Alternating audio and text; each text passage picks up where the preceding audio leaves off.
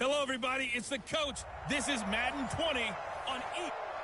Coach, it's the NFL on EA Sports, and there you get a look at Paul.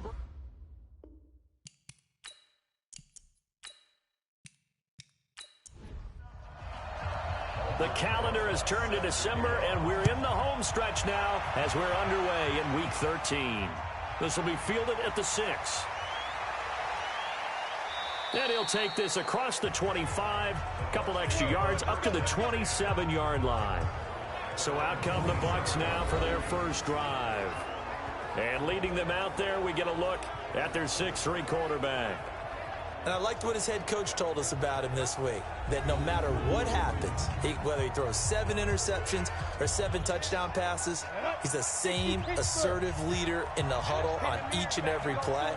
He can throw the 7 interceptions, just blame the football, blame anything else, and still carry himself like he is the man. It's like you, assertive in our production meetings. Well, especially when we're talking about ordering dinner, ordering I was just going to say. That's where I go. And the big boys up front in the trenches, what do you think of the O-line, Charles? I love them because this is a group that's so cohesive. They know what the man next to them is going to do at all times, and they operate as a terrific unit. Now a man open down the middle of the field. And he'll be taken down, but not before they work it across midfield. 23 yards the pickup there. That's what we're used to seeing from him right there. Plays like that, why he's number 4 in the league in terms of receiving yardage. Able to make adjustments all along the way. Doesn't matter where he lines up, where he releases from. Working his way into the secondary. Figures out defenses and finds weak spots in order to get open. So they'll come up in Bengals territory now with a 1st and 10 at the 48-yard line. The throw over the middle taken in. And he's got this down to the 35. First down Tampa Bay there, a gain of 13. The numbers for Howard a week ago. 9 catches, 116 yards, and a trip to the end zone. And he's number 6 in the league in receiving yards, and he plays for his team first. But he also, in the back of his mind, he's thinking, if I can get into the top 5, that might affect his bonus in his contract. Give him a couple on the carry there. 2nd and 8. Defensive starters, here they are for Cincinnati. Coming into this one, ranked number 19 in the NFL against the pass. Take those rankings, throw them right out the window, because this is what you prepare for. This is what you practice for. This is what you think about. The ultimate test, taking on the number 1 overall offense in the league. On 2nd down now, Avery. And he'll get this down to about the 30, 31-yard line. Another 2-yard gain there, but they'll need to do better this time. It's 3rd and 6. Looking to throw. Hanley.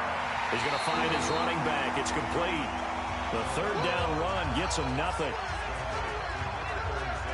They dialed up the blitz on 3rd down, and your worry as a defense that they can hit you with a big play in that situation.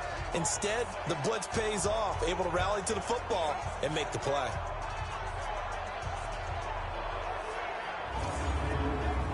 Jake Elliott readies for the field goal try. He was originally drafted by the Bengals. There'll be a 47-yard attempt from the left hash. And this one looks good. It is good. Right down the pipe. And the Bucs take a 3-0 lead. So the opening drive does yield points. Maybe not the 7 they wanted, but they'll take the 3. Accumulating first downs does not go up on the scoreboard, but it does go into the DNA of a team that's trying to establish itself to start a game. That has to feel pretty good for them. They'll take the 3. Yeah, they had 3 first downs and 3 points. And no run back here. This will be a touchback, and it comes out to the 25-yard line. So now the Bengals get ready for their first drive. Orchestrating the offense, the former 3-time captain at Michigan State, quarterback Kirk Cousins. And what I loved about meeting with him before the game was talking to a guy who takes ownership of his performance. 2 touchdowns, 2 interceptions last week, but all he focused on was the loss, okay? And he did say, if I change my stats a little bit, not necessarily for me to look better, but that'll help my team. And they work this well upfield across the 45. That's good for 21 yards and a first down. What makes a draw play like that successful? Well, we did see where he made the first wave miss, and that was a big part of it. But a lot of it is just being actors back there, making the defense think it's going to be a pass. A A big hitter to start the drive has him up near midfield here for 1st and 10. Mixon with it. He'll get 3 up to midfield. 3 yards on that last carry. Here's 2nd and 7.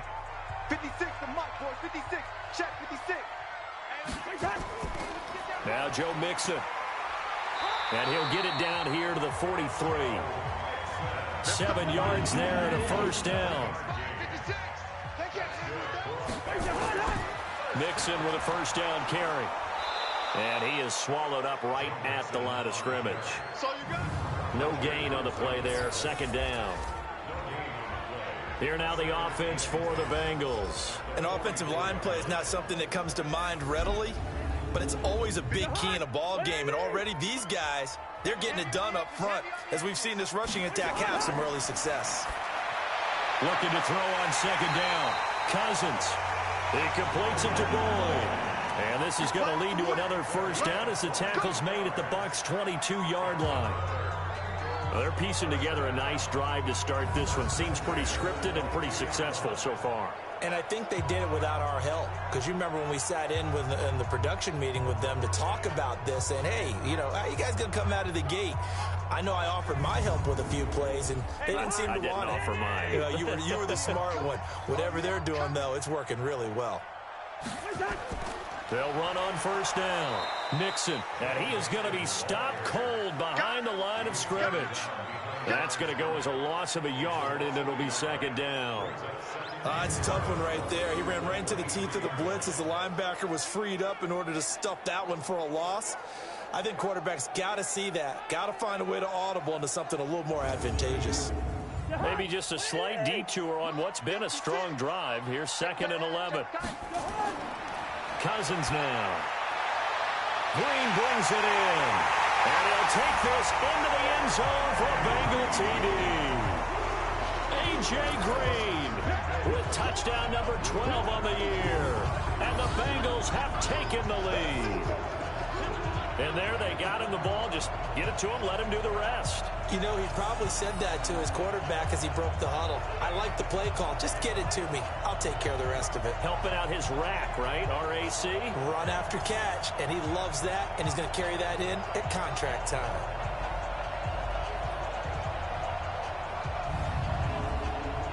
Aldrich Rosas on for the extra point.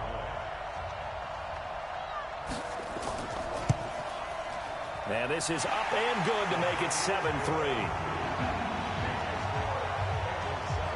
So the drive winds up going 75 yards in 7 plays. And it ends with a Bengals score.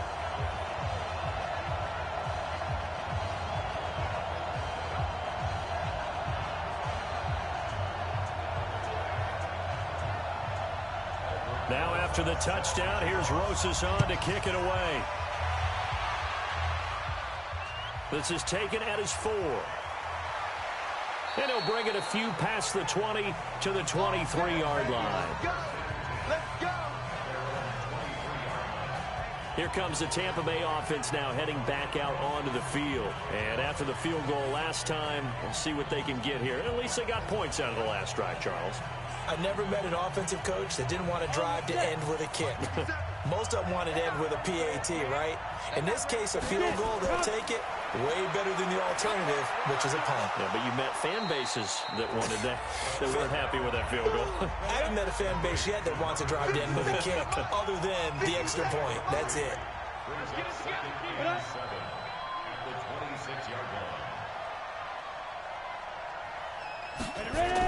On 2nd down, Avery. And they're able to get this one across the 35. It's a gain of 11, and the Bucs have a 1st down. Tremendous blocking by the interior of the offensive line. They didn't just gash him there. They blasted a gaping hole for him to gallop through. I think if he comes back to the huddle, he better be giving them a whole lot of credit and thanking them for that much space to rumble. So from the 36 now, 1st and 10. And they give this time to the tailback. And they'll get him down after a pickup of 8. 2nd and 2. 8 yards the gain on that last run. Here's 2nd and a couple. They'll run with the NC State man. It's Jalen Samuels. And he'll go down right around the 47 this time. A couple of first downs on the drive already, as they'll go from the 47 now on first down.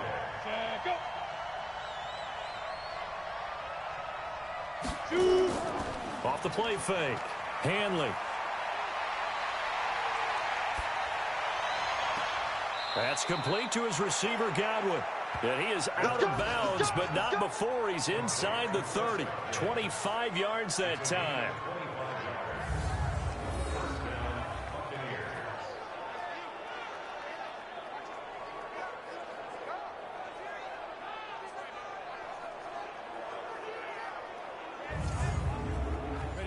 So they'll come up in Bengals territory now with a 1st and 10 as they've got it to the 28-yard line.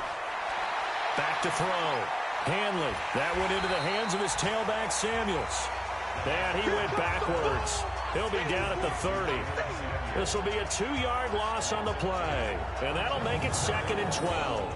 Well, I know it goes against the instincts of the person catching the ball because all you're ever taught is catch the football, don't drop it. But drop it there. Yeah, in that situation, dropping it would have been better. End up losing yardage, even though they completed the pass. As good as a sack. Yeah, how about that?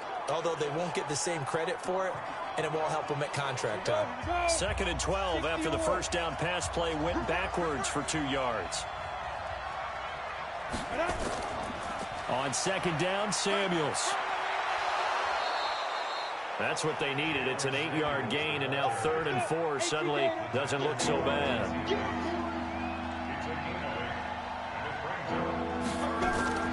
From the gun on 3rd down, Hanley. And the throw there going to be incomplete. Not only was the call spot on, how about the execution of that defense right there? The zone was absolutely locked up tight. He was trying to force it in there on 3rd down. But if there's a time to force it, he felt like he needed to make a play, right? Yeah, exactly right. 3rd down, you got to try and find something. There's nothing available there for him. The kick by Elliott is good. And they'll get it back within a point at 7-6. So 2 first-quarter field goal attempts for him, and he's converted on both. I like the positive right there. 2 for 2, got the points on the board. The negative side is they didn't score touchdowns. And, of course, going forward in this game, that's going to be the aim. And hopefully he'll be kicking extra points instead. Fielded about a yard deep. And he'll take this one near the 25, call it the 26-yard line. Now the Cincinnati offense ready to see what they can do here. That last drive, it was a good mix. Run, pass, defense on their toes. And what really helps out in a big way is when you're doing the run-pass mix and everything's working, that means that they're guessing wrong every time on defense. They think you're going to pass when you run and vice versa. I would continue that, and when they finally draw a beat on you, maybe you mix it up a little bit, a little play action and throw the ball. And will they maintain that balance? Time to find out. On 1st down, Mixon. Call it a gain of 4 on 1st, and that'll make it 2nd down. Well, look now at our starting defense. They're currently 6th in the NFL in defending the run. Most of their challenges have come in the passing game because against the run, they've been pretty darn good. Now you've got to figure out a way to slow down those receivers before they get downfield and maybe make a few more plays on the ball when it's in the air. On 2nd down, here's Mixon. And he'll take this for about 4 up to the 46-yard line.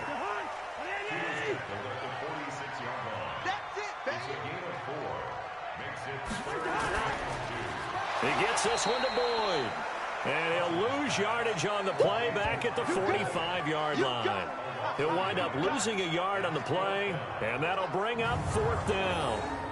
And never good on a pass completion there to go the wrong way. Lost yardage.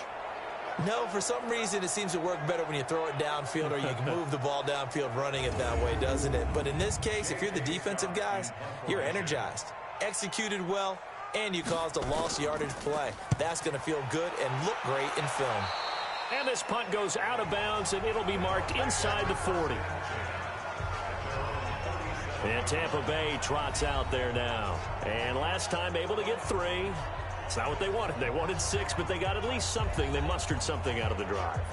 They'll take it. I like the way you've described it. Not ideal, but they'll take it. Anything to put some points on the board. But this time on offense, they don't even want to see the field goal kicker trot on the field. They don't want that ball in the end zone. Yeah, they'll be going for 6. And the first play of the drive there is incomplete. Line of scrimmage, again the 37 as they line up 2nd and 10. Off play action. Hanley, nowhere to escape, and he goes down. Like a freight train off the edge, Calais Campbell with a sack. They just gave up a sack there, and if I'm not mistaken, they gave up 4 last week, didn't they? Yes, and just looking really porous, aren't they? They really are, and I'm wondering if they're going to have to start thinking about keeping the tight end in, maybe a back, someone to help assist, because right now, their quarterback's been getting hit a lot in the last couple of games. A nickel look now for the Bengals as they try to stop him here on 3rd down. Operating from the gun. Hanley. He finds his tight end Howard. That's complete. And he'll have it past midfield almost to the 40 before being taken down. A big 3rd down conversion with a gain of 28. They really love to get him into one-on-one opportunities, and this is one way. Work him out of the slot and create a mismatch. Who's going to cover him? Corner, safety, linebacker? He's got a way to beat all of those positions.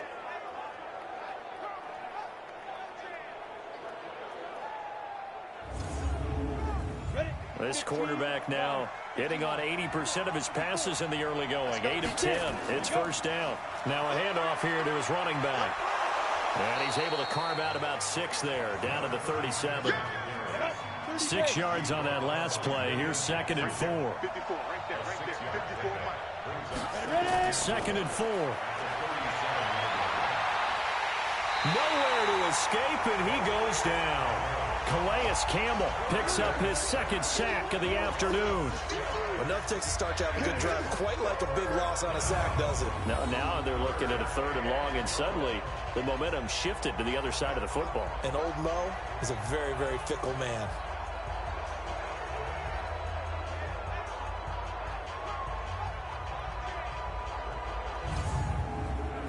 Ready? 60 Pittsburgh.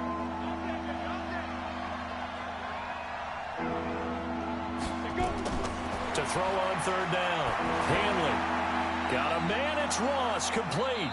And he works it past the 30, almost to the 25.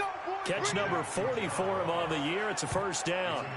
The goal for any offense versus his own defense, find the holes where guys are available and put the ball on the receiver before any defender can step up and fill it. They did it well there. Perfectly executed crossing route.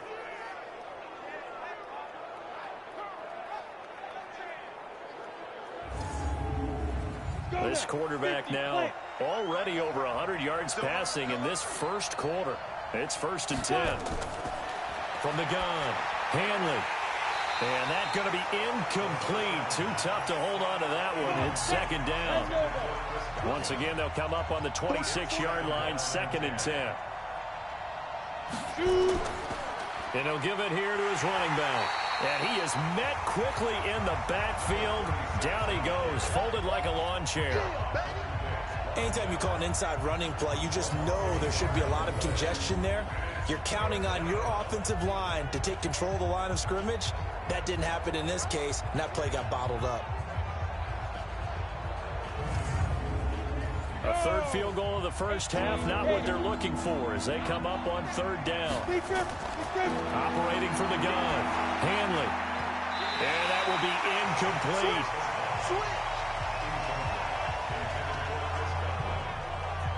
Certainly looked like they were getting ready to convert there on 3rd down, but what an effort to get his hand on that one, knock it away, and brings up a 4th down decision.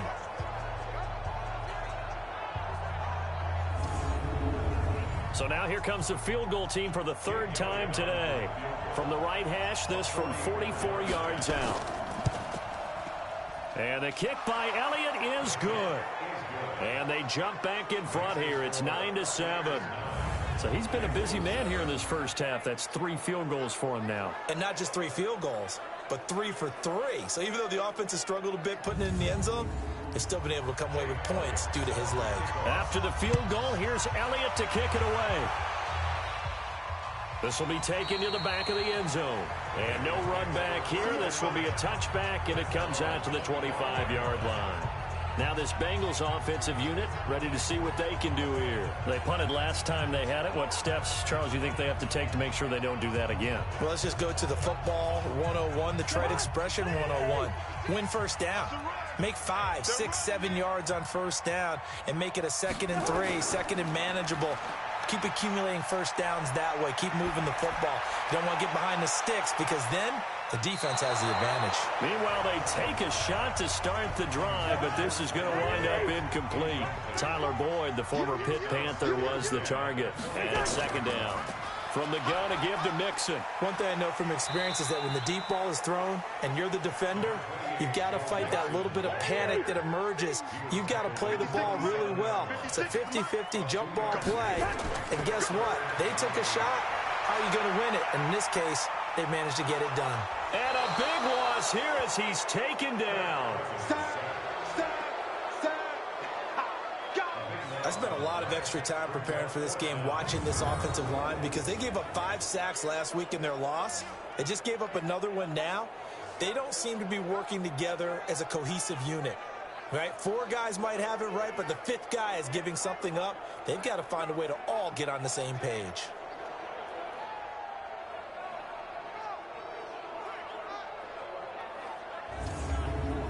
Here's J.K. Scott now as the drive goes backwards, so he's on to punt it away.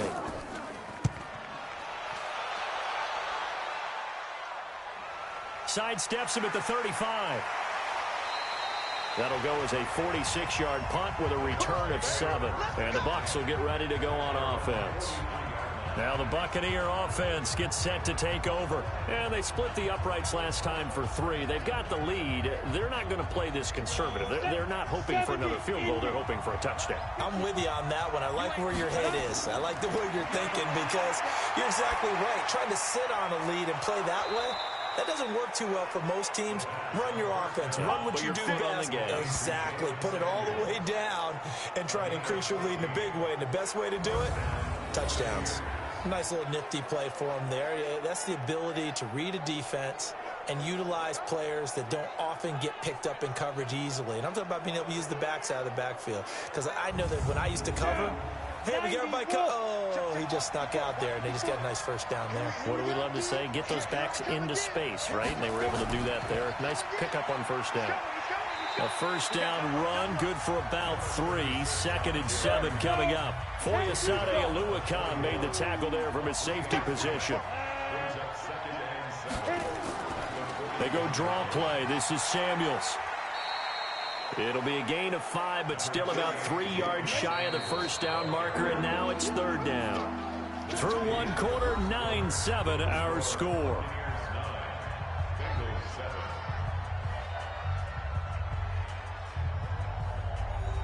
The Bucs on 3rd down, 2 for 5 to this point. Here it's 3rd and 3. And they give this time to the tailback. Well, this is going to depend on the spot, but it's not a very generous one. He looks to be about a yard or so short. He needed 3. He got 2. Now that'll set up an interesting situation here on 4th and a yard. When a good play is made on defense, oftentimes leverage is the key to everything. Defensive line not getting turned, all the other guys making sure they're in the right spot, and on that play, they were able to stop them short of a first down.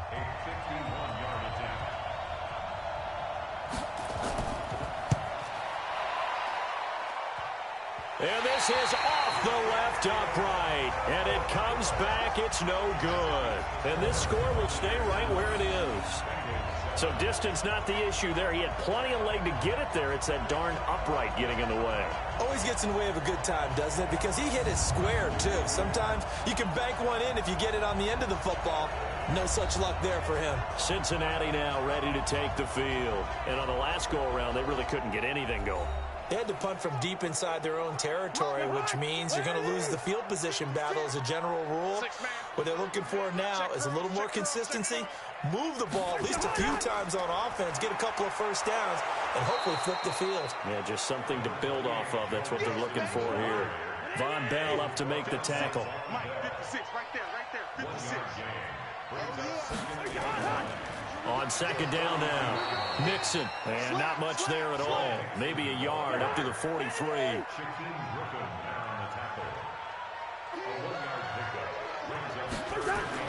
On third down, Cousins. And this is going to be incomplete.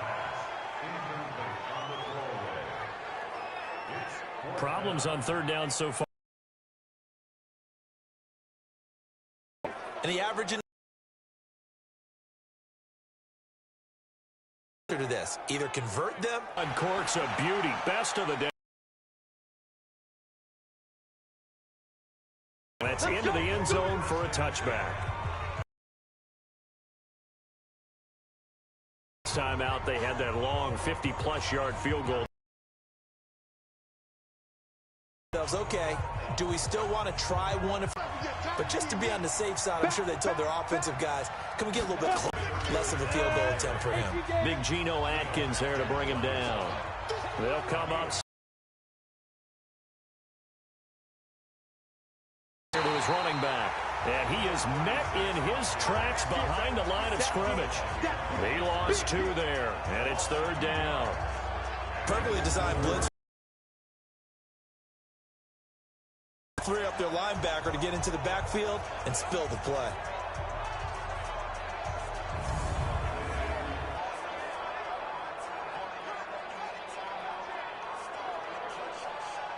The Bucs on third down. They've converted just 2 for 6 thus far. This is 3rd and 8. From the gun, Hanley. And that is incomplete.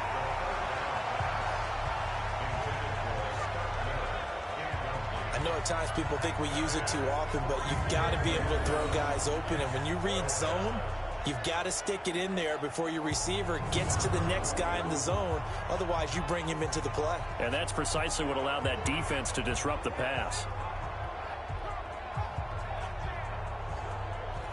Here comes the Buccaneers punter now, as he's on to punt for the first time this afternoon. And last week in the loss, 5 punts as he gets this one away. And the fair catch is made at about the 27-yard line. So a change of possession here on the punt. And the Bengals will take over here 1st and 10. Joe Mixon and the rest of his offense making their way back onto the field. He's been good. They've utilized him well, but they're losing here in the second quarter. What might they change offensively? I think that what you try and do is expand how you get the ball to him a little bit. Get him out in open space, maybe swing the ball to him. What's that they used to call in the West Coast offense, the long handoff? Yeah. Serve as your running play that way, as well as continue to feed him the football. Some of these runs now may pop bigger later in the game because of the effects of running it. Sometimes people, after a while, they don't want to tackle him anymore, or they get tired, or they get out of position, or he runs through tackles. Continue to feed him the ball. He's having that kind of game. Yeah, might they get him the ball in some space in some different ways here. And he's got the first before he's brought down at the 39-yard line. At 5 yards on the play there, the drive will continue. Well, that was big right there because they're in the bottom 5 in the league and converting on third down. They needed that pickup in a big way. There were 2 things they said they wanted to win in this game. One, the turnover battle, and the second, third down conversions. So they got one there. So from the 39 now, they'll come up on a 1st and 10. On the run, it's Mixon. Nowhere to go that time. He maybe got a yard up to the 40.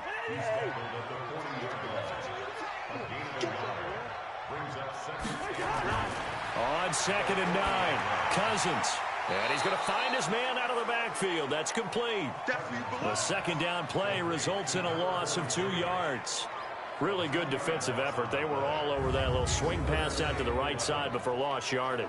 Terrific read, better execution, and done with a lot of enthusiasm, wasn't it? Absolutely. They saw it all the way, ran to the football, and caused a nice play for lost yardage. Now the Bengals on 3rd down. They've only converted once in 4 tries. This is 3rd and 11. Working out of the gun, Cousins. Nowhere to escape, and he goes down. Fletcher Cox in there to get him, and that is now sack number 18 on the season for him. Well, they went with a nickel. They throw in an extra defensive back. Coverage was very good. Yeah, it was exactly as you would expect. A passing down, you bring in the nickel package. Just as you described, the coverage was excellent and allowed one of their linemen to end up getting to the quarterback. Here's J.K. Scott now as he'll punt it away for the 4th time today. And he gets this away, and look at this. This is a good one.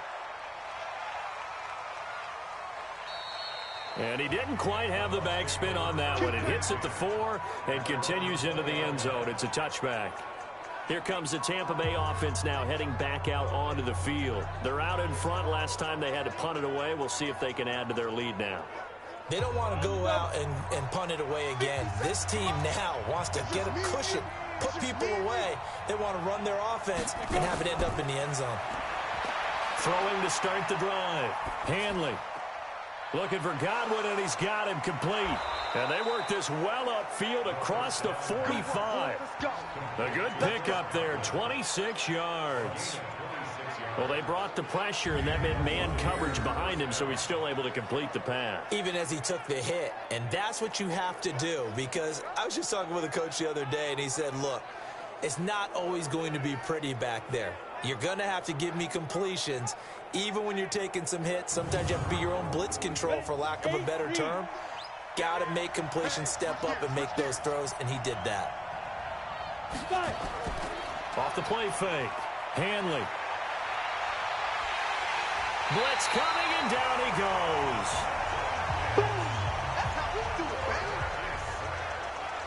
These strong safeties, some people may not realize it. It's really like an extra linebacker, right? It really is, because they're hybrids. Half linebacker, half defensive back. The linebacker in him on that play emerged.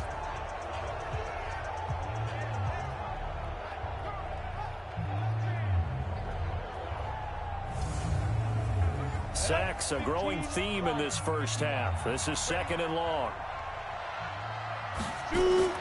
Shotgun handoff to Samuels. They get 2 yards back, but they're going to need a lot more than that here on 3rd down. The Bucs on 3rd down, lacking much success, just 2 for 7 to this point. This will be a tough 3rd and 18. Throwing for his running back, and he's got him complete. And he'll take this to the 47, but no further, as they get him down well short of the line to gain. It'll be a gain of 9, and it'll be 4th down. That's certainly playing down in distance very well by the defense, isn't it? Take whatever you want underneath, by all means.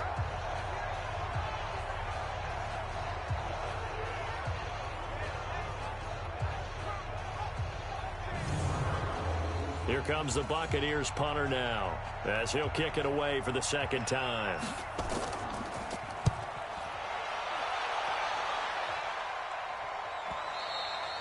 And this is going to hit the goal line and continue on into the end zone for a touchback. Joe Mixon and the rest of his offense making their way back onto the field. At his current pace, sure looks well in line for a 1,000-yard season, but some of the older folks watching that remember the 12-game seasons in the NFL probably say, man, it was a lot harder to do that back then. Yeah, even the 14-game seasons. And, you know, when we talk to those veteran runners, some of those guys who wear gold jackets, right, and appear in Canton, they look at this and go, you know, it's kind of like going to school and taking 5 years to get your degree instead of just 4. A victory lap. Well, they also used to walk uphill to school both ways. In the snow. In the snow. Blizzards. Milk was 5 cents.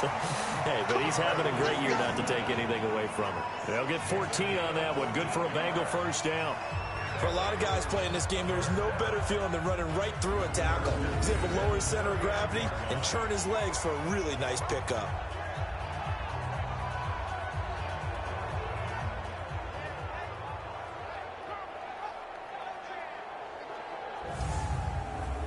So from the 39 now, they'll come up on a 1st and 10.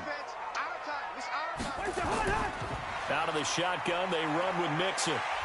And he takes this up right near the 45-yard line. 7 yards on the pickup there, and it'll leave him with a 2nd and 3. On 2nd down, it's Young. And he'll be corralled out across midfield down to the 45. 10 yards there on a Bengal 1st. Yeah, they really needed to get something going, didn't they? They had punted on the last 2 possessions. The running game starting to come to the front for them, providing a nice pickup there to keep this drive going.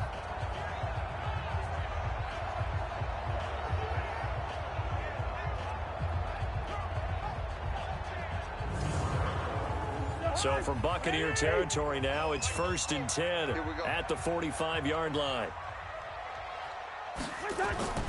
They'll try to throw now. Cousins.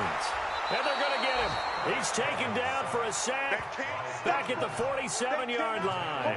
Fletcher Cox in there for the sack, and it's an important one from a personal standpoint, as that is sack number 100 in what has certainly been a terrific career to this point.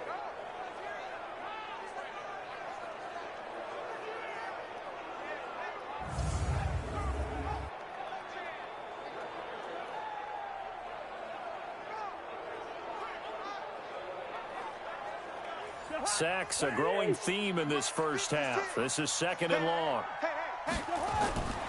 Throwing is Cousins. They'll set up the screen here to mix him. And he'll be brought down at the 45-yard line. They get 7 there on the screen. It'll set up a 3rd down. Cousins. Oh, it's a screen pass. That's complete. And he's going to be taken down at the 39, clearly short of the first by a few yards. The screen good for 6, but it's not enough as it leads to a 4th down. Instead of throwing it downfield, Charles, they just tried to dump it underneath there. You like the call? I do. I think it's a high percentage play because you get the completion, and what you're counting on is your back to use his legs and his elusiveness to make people miss and pick up the 1st down. In this case, it didn't happen. Now the Pro Bowl kicker, Aldrick Rosas. Last year, he hit one from 57. This will be from 56 yards out. And this is off target to the left. Didn't get there anyway. It's no good. And this score will stay right where it is. So it's an empty possession, and as a kicker, not the way you want to start your day's work. And now each team's missed a field goal here so far, Brandon. So apparently, neither guy is immune. Heading back out there, Jalen Samuels. A good job in the passing game, decent job in the running game, but really they've been more effective through the air. We'll see if that shifts at all as this goes on. Thus far, it feels like they're calling this game in reverse. Normally you run to set up the pass. Here it feels like they're passing, hoping to set up the run and be more effective later on in the game. Yeah, you can do it both ways. We usually talk about it in the reverse, however. No doubt about it. 1st down, Tampa Bay there, a gain of 13. That was good, tough running right up the middle. And if the defense can't penetrate and make him slow his pace or change direction, that's often the end result. Let's go now. 60 Pittsburgh. Check. Watch 54. Watch 54. Get in the right room. Get going. And he got blown up. Losing yardage on the play back at the 44.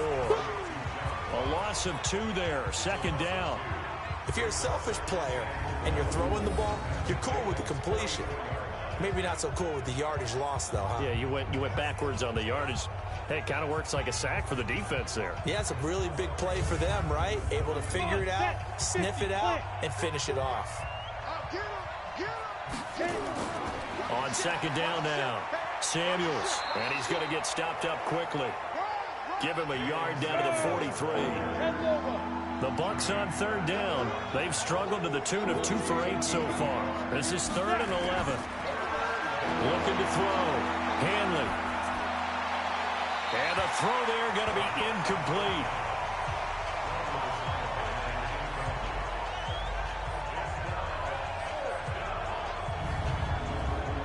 Here comes the Buccaneers punter now as he's on to kick it away. He's been a busy man here in this first half as he gets it away. That's it, baby. We got work. Joe Mixon and the rest of his offense making their way back onto the field. And I'm wondering if maybe they don't go away from him on this drive a little bit. He's been great, but they haven't scored a lot of points. I think they still have to show him as a threat Make sure he touches it a few times, but as you pointed out, use him as a decoy a little bit and get the ball in the hands of some other people in order to put more points on the board. But he's done a really nice job of establishing them with his running. Yeah, he's established himself well. Now can they put more points up? It's been my observation. There's been a nice variety of play calling defensively. You and I often talk about an offense's ability to keep a defense off balance with what they're doing. I think the converse has been true in this game. I think you're right. They seem to have gone off tendency quite a bit, but only the second quarter. A lot of time to change things.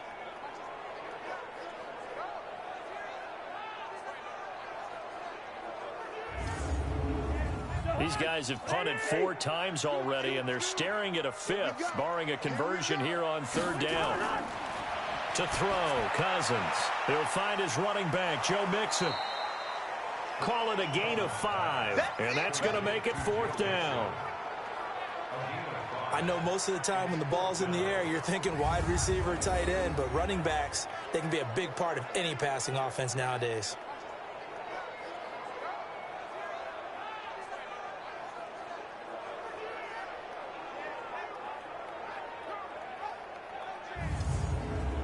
Here's J.K. Scott now, as he's on for the 5th time here today. And he deserves a bronze leg as he gets this one away. Spins past him, muscles him off.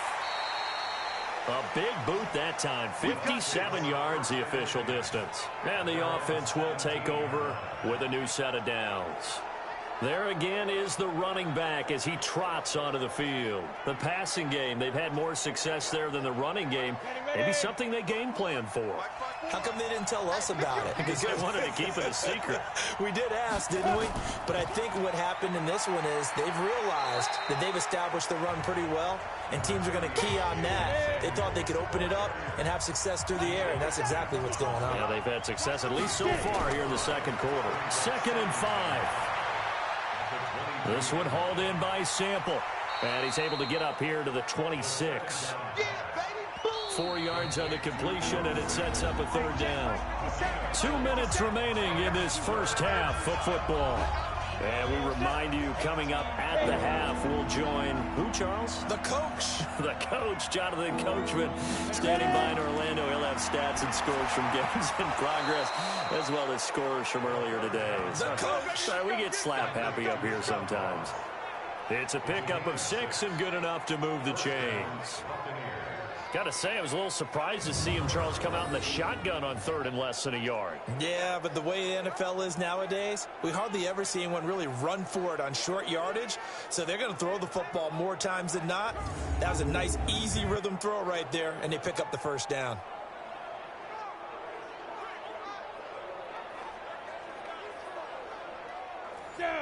From the 32 now, here's 1st and 10. Operating from the gun. Hanley, open man is Ross, complete. 7 yards, the pickup on the pitch and catch. Able to get 7 on that 1st down pass play. 2nd and 3. Got a man open, it's Ross. And he'll work it across midfield inside the 45. A big pickup there, 18 yards and a Buccaneer first. Now the Bucs going to use the first of their timeouts, as they'll stop it with just over a minute to go before halftime. And defensively, they were in zone coverage there. Do you have to be a little careful? You're losing, playing against a good quarterback like he is, to not play too much zone? Yeah, you have to be careful about how much time you're giving up. I think it's a good point you just brought up. So maybe if you still want to play zone, you go to a zone blitz scheme, and you can drop anyone out of your defensive front, defensive end, defensive tackle. It doesn't matter. You just exchange someone to bring more pressure towards the quarterback and still try and cover downfield. The Bucs going to go ahead and use the second of their timeouts as they get the stoppage with a little over 50 seconds to go in the first half. Here's play number 7 on the drive. This is 3rd and 7. From the gun, Hanley. Open man is Miller. He's got it. And they'll wind up getting this one all the way down inside the 20. A nice pickup of 23 on the 3rd down conversion. I think it all came together there. In-breaking route, drove it with excellent pace. Money throw right there to move the sticks.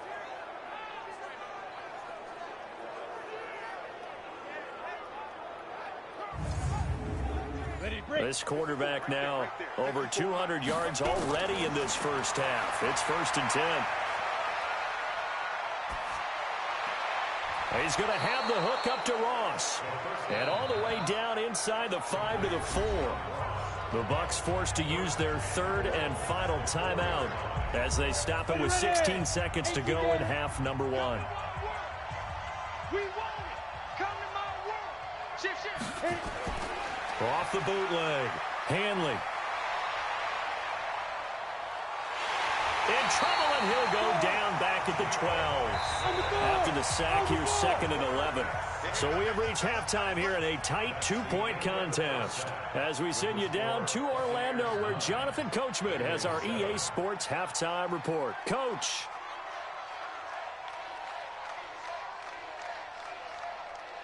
All right, Brandon, thanks very much. Things definitely getting interesting around the NFL as we begin the month of December. So let's get right to it.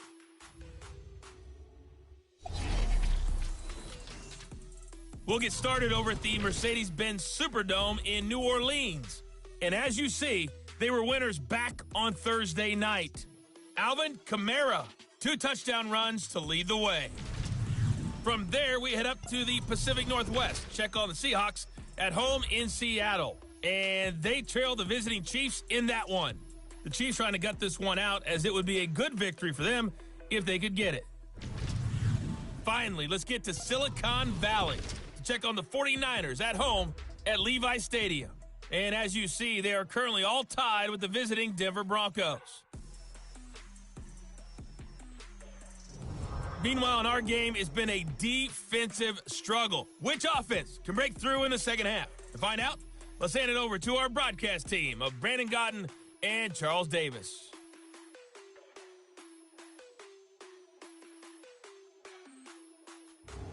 All right, Coach, thank you, and we welcome everyone back for quarter number 3. The Bucs with a lead, and they'll get the football first as the second half is underway. And no run back here. This will be a touchback, and it comes out to the 25-yard line. The Bengal offense now with a football first here to begin quarter number 3. These guys had to punt their last possession, and that's become too familiar of a refrain. Too many of these drives just wound up going nowhere. But you know how in baseball, when the pitcher gets a base hit and he's on base, they bring his jacket out to him to keep him warm? A lot of times the punter goes to the sideline, puts on sweatpants or a wrap over his leg to keep it warm. He might need a massage from the trainer right now from all the work he's getting.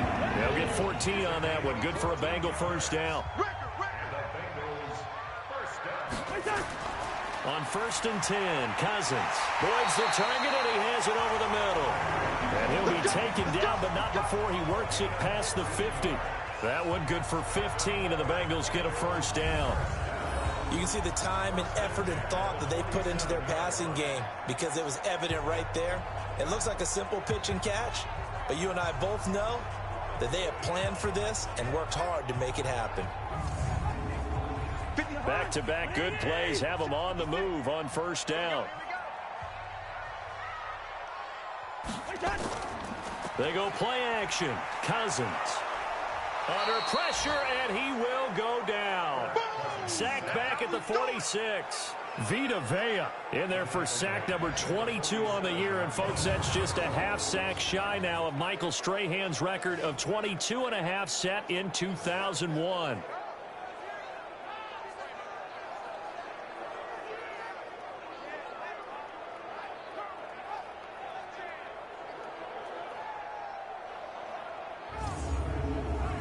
Work to be done here on 2nd and 16 after the sack. Here's Cousins. His short throw caught by Goddard. The Bucs with an extra defender now in the secondary here on 3rd down. From the gun, here's Cousins. He finds his running back, Mixon. And he gets this only to the 44-yard line. Not near enough to keep the drive alive. Now, after the completion, we're going to get a timeout, an injured player. While the trainers take a look, we'll step aside.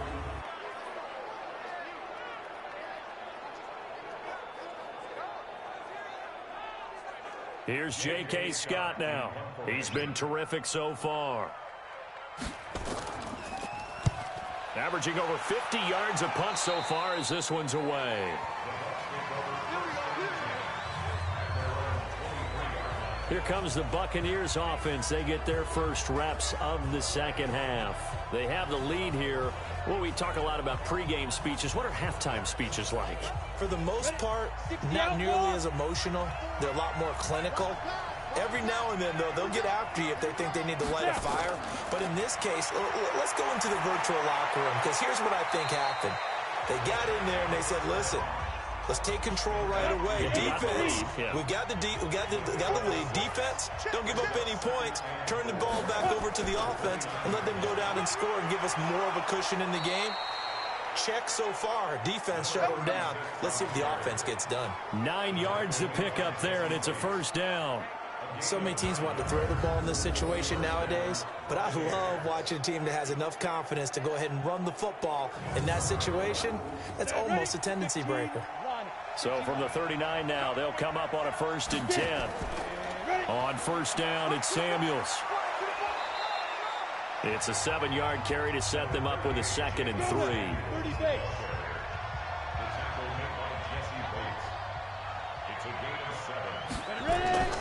On 2nd down, Avery. And he'll take it down shy of the 45 at the 46. That one, a first down pickup of 8.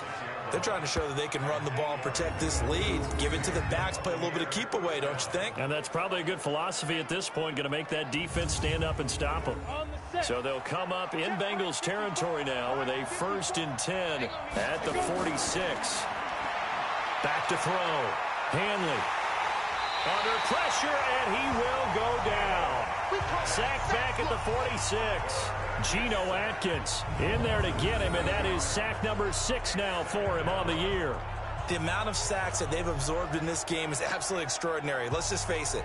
This offensive line, flat out, cannot handle this pass rush. It's been demonstrated time and time again.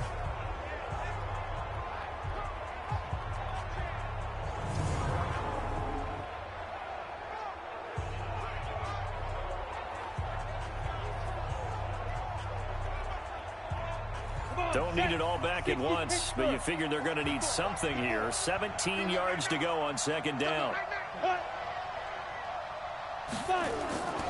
Now a give running right is Samuels. And nothing doing here as this time the run maybe gets them back to the line of scrimmage, but that's it. No gain on the play this time, and it'll be a 3rd and long situation coming up. Here's Samuels again. Give him 3 yards there as that'll take us to 4th down. Well, the guys who are paid to make the tackles deserve some kudos there, but I think they deserve even bigger ones because in that situation, they had to be thinking pass. Loosened up defense, going to pass coverage. Instead, maybe they surprised them a little bit running the ball, yet they rallied to it and stopped them well short of a 1st down.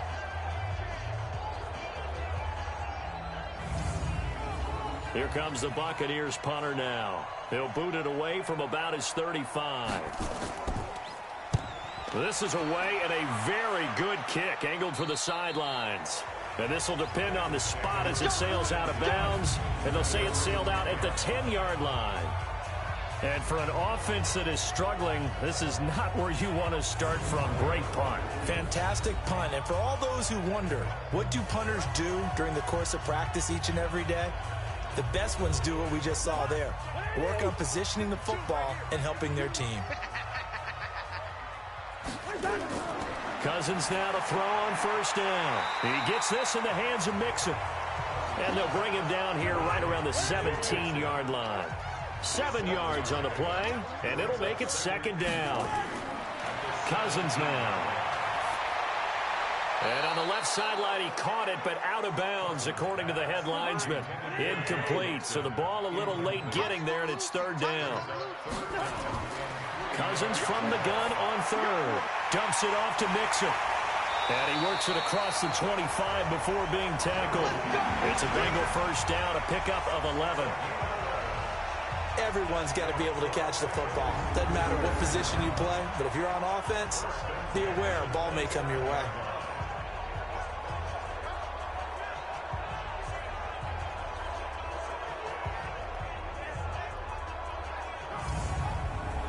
Cousins now perfect since the second half started. 7 of 7. It's 1st and 10. Cousins. Now the hit comes, and Cousins lost the football. And it's picked up by the Buccaneers. And he'll be down at the 6-yard line. That feels like an accumulation of the pressure we've seen all game. I mean, he's been on the turf a whole lot because of sacks. Eventually, something else happens as well, and this time it was a turnover. Yeah, caught up to him.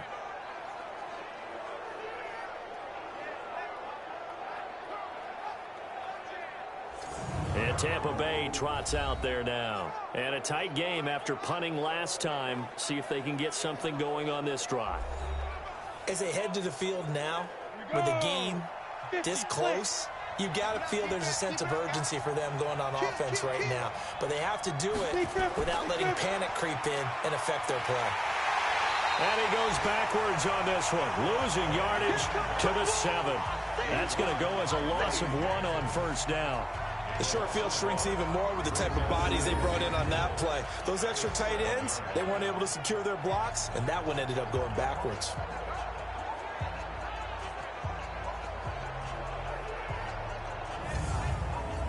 Now from the 7, here's 2nd and goal.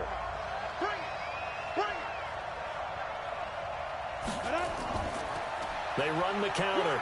Samuels. And that'll move him a little closer as he takes it from the 7 down to the 4-yard line. They've been denied touchdowns in the red zone twice already. Here comes 3rd and goal. Looking to throw. Hanley. He finds his tight end, Howard. That's complete. A great job to hold him to just a yard there. Now it's 4th and goal. One hallmark of good defenses is understanding the game, understanding positioning, and tackling immediately in the secondary after catches. I think we just saw that on display right there. Got to him before he ever had a chance to think about turning it upfield.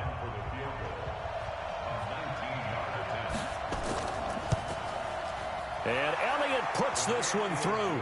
And that will push the lead up to 12-7.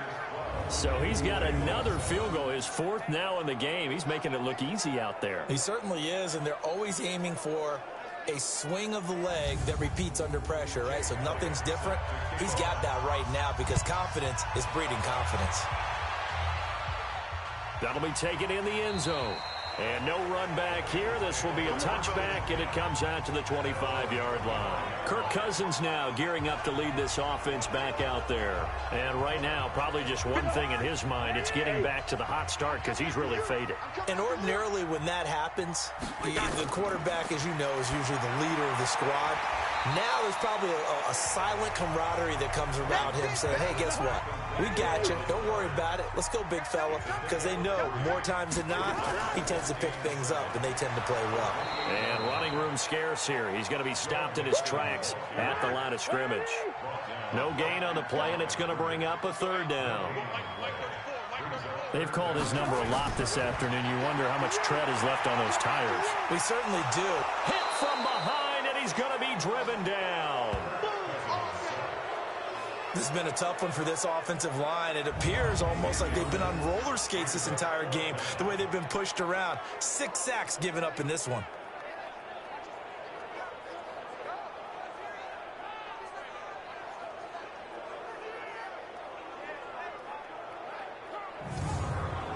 Here's J.K. Scott now, standing right on his own 5-yard line.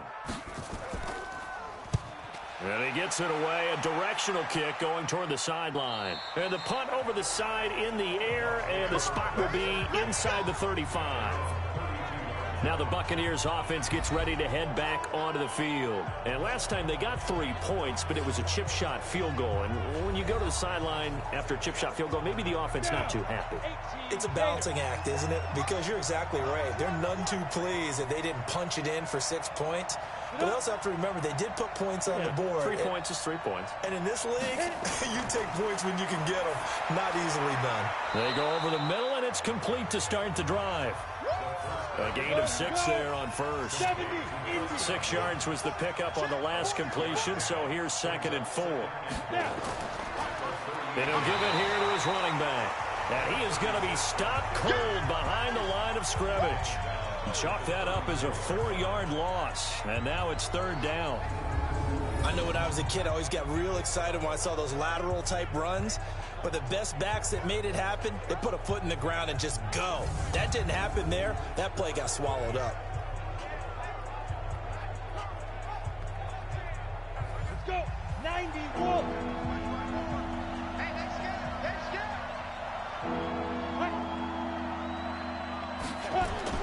On 3rd down, Hanley. He's going to look deep down the field. And he knocks the ball away, and it falls incomplete. This defense tried to do its part, active hands on that play, but their offense hasn't given them much to work with. So they're not going to worry about it. On their side of the ball, all they're concerned about, can they create some scoring opportunities and help out that offense? Here comes the Buccaneers punter now, as he's on here to punt it away. And this is away. It's a high kick, and he got all of it. And this one hits at the 1, continues on into the end zone for a touchback. Now the Cincinnati offense ready to see what they can do here. And they're coming off a 3-and-out, my friend. I think they've got to look at that play sheet and go to a spot that they haven't gone before. Time to shake things up a little bit to try and get this offense moving. Okay, so how do you do that? How do you shake things up? You look at what you've called before and realize it hasn't worked. Go to so something well. else. And maybe you try and find one of those special plays from one of your better players, and maybe try and hit something big and get things going in the excitement area.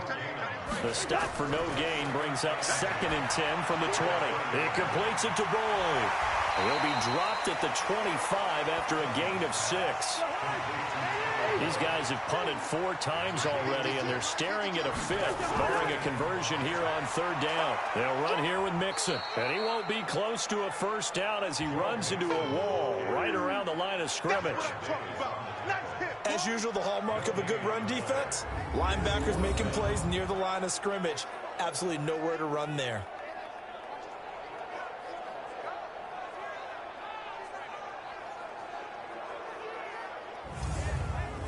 Here's J.K. Scott now as he's on to punt for Cincinnati.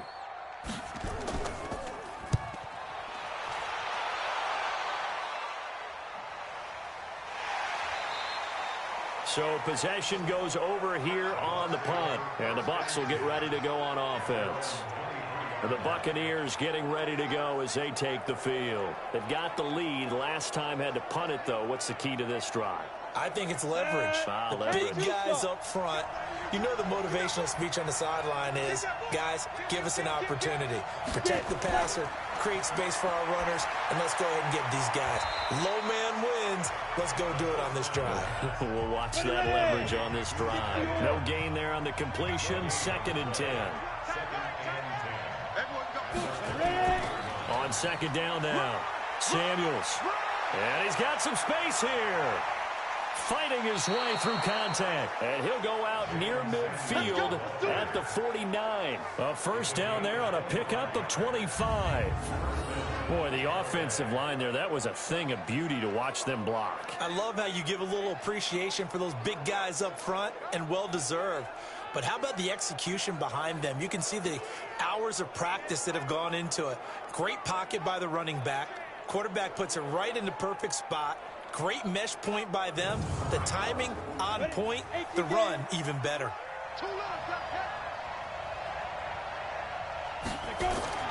Throwing on 1st down. Hanley, nowhere to go here. He lost the football, and the Bengals grab it past the 20. And a terrific return there. They're finally able to corral him down near the 11-yard line. The psychology of the game never ceases to amaze me, because you would think there would never be a fumble from what we hear from coaches all the time, right? And how much they practice not fumbling. Practice it, preach it, talk about it all the time. You would think no one would ever turn it over. Yet they are humans out there running around, and we just saw another one. Opportunistic by the defense. The Bengals getting set to go and hoping to do better than they did their last possession when they punted the football. Appeal to the vanity of your offensive line. Tell them that they control your fate. Leverage guys. Win the line of scrimmage. If you do that, you start to win first down. You win second down. And guess what? You start accumulating first downs, and that's what they need in order to not punt the ball again. Yeah, give him 4 yards there. It'll be 2nd and 6.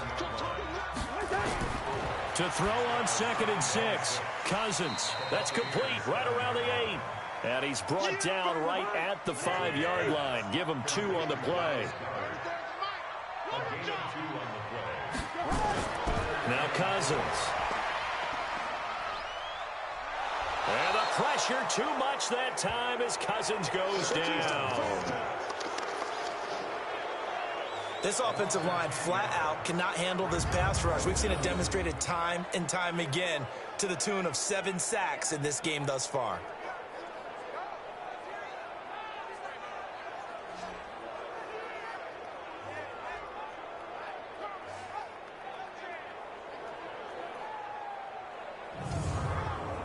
So out comes a field goal team now for the 2nd time here today. And Rosas puts this one through. And that will cut the lead down to just 2.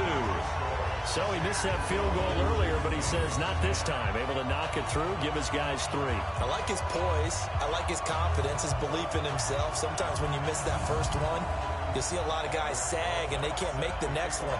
Not in this case. Stepped right up like a pro. This is taken at the 3. And he'll take this across the 25. Couple extra yards up to the 27-yard line. Now the Buccaneers offensive unit back out on the field. And last drive, obviously not what you're looking for. You've got the lead. You've got to protect the football. So in other words, someone got lucky because they've been moving the ball really well and wearing them down. In this case, though, giving up the football doesn't make them very happy. They can't wait to get back out there.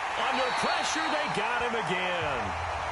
Kamale Correa in there with pressure yet again. That is the 7th time that they have dropped him here this afternoon. Well, so much for setting the tone of the drive offensively.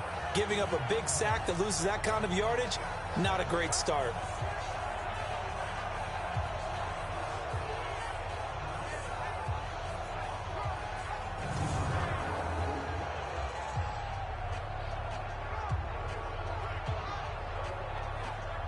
And the job becomes twice as difficult now. After the sack, it's 2nd and 20. Back to throw. Hanley. That's complete to the tight end Sample. They'll get 9 there as that sets them up better for 3rd down. Big play coming up. Here's 3rd and 10. I would expect to see some pressure here.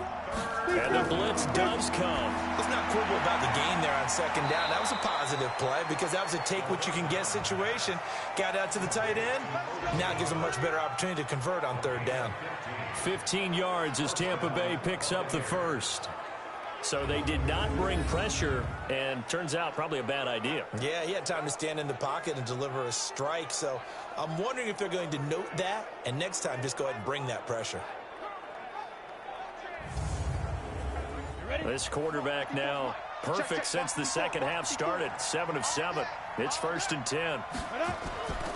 And to give this time to the tailback. And across midfield he goes and into Bengal territory. Give him 9 on the carry that time, and they're set up with a 2nd and 1. Offensive linemen love creating space for their guys carrying the ball, but when that guy also breaks tackles and creates extra yardage, they almost feel like he's one of them, and they really embrace him.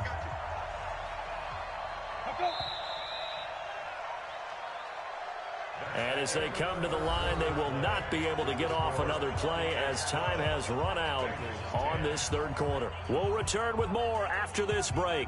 You're watching the NFL on EA Sports.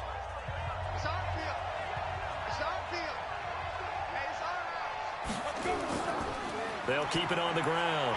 Avery, and he'll get it down to the 47 here. 2 yards, good enough for a first. We saw a number of good games earlier today. This one might top all of those. It's been a dandy as we come up on 1st and 10. On the carry, it's Samuels. Takes this to the 45. Not much space there after the nice move. 2 yards on the carry there. It'll be 2nd down. If nothing else, they've already taken a couple minutes off the clock here already as they come up 2nd down.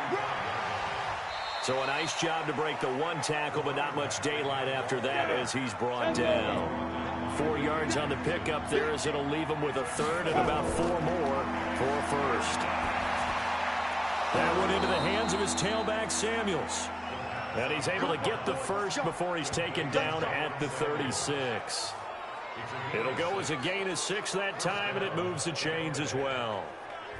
Couldn't just sit on it here, could they? Had to throw the ball on third down. Got the big completion in the pickup. Fresh set of downs now. They've got to feel great. And defensively, a backbreaker.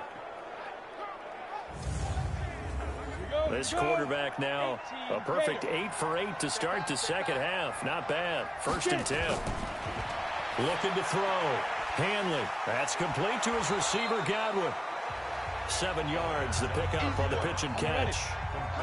This drive's taken more than 3 minutes off the clock already as they come up on 2nd down. 2nd and 3. Now he'll dump it underneath to his running back, complete. Let's go. A gain of 5, good enough for the 1st down. Off play action. Hanley. And this will be incomplete. Physical play on the football there, and it's 2nd down. From the 24, they'll go again on 2nd and 10. They'll run with Samuels. They'll get him to the ground at the 20 following a pickup of 4. So they need 6 yards here on 3rd down. They're 2 for 2 on 3rd down tries so far on this drive. Staying on the ground with Samuels. And this effort won't be enough as they rally up to stop him a couple of yards short. So where'd all that running room that he had in the first half go? Because it looks like it's drying up a little bit here. Someone made some adjustments, it appears, at least on this drive. So a big kick coming now for Jake Elliott. This a 33-yard attempt. The kick by Elliott is good. And that's going to up the lead to 15-10. So yet another field goal to end a drive. That has been a very common theme. He's now hit 5 of them in this game. Yeah, Brandon, as an offense, you hate that you've had to call on your kicker so often, but you have to love the fact that time and time again, he's come through. This is taken at his 4. And he'll get it up to about the 26-yard line just across the 25. Cincinnati now ready to take the field.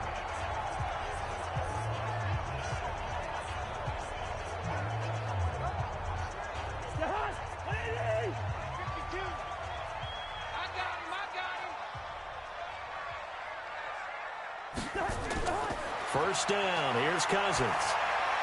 And that is incomplete. He couldn't hold on through the contact. Brings up 2nd down. So after the incompletion on first, now 2nd and 10. To throw is Cousins. He's going to air it out deep for Green. And that's going to be incomplete. Good effort there trying to take a shot, but it's 3rd down. Now they face a 3rd and 10 after back-to-back incompletions. Cousins to throw it. And able to find Green. And he's got the first down yardage before being taken down at midfield. Tell you what, he's been able to put the ball in some tight spots all game long. That throw, no different. Yeah, a lot of people would call it a gutsy type of a throw. I think he looks at it as, I can do it, so it's not that big of a deal to me, and I'm going to keep firing.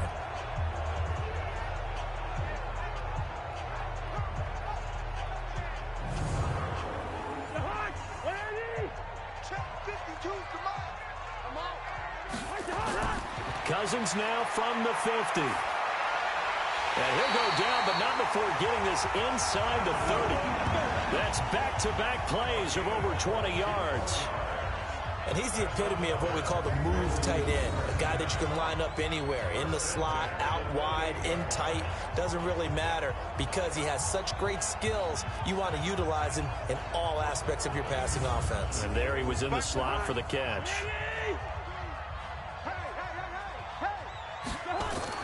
Play action now. Cousins. And that is incomplete. Showed off the arm strength there, but to no avail. 2nd down. So now they'll come up on 2nd and 10, once again from the 28. Let's go, D, let's go. Hey, let's get this. Again, it's Cousins. He'll find his running back, Joe Mixon.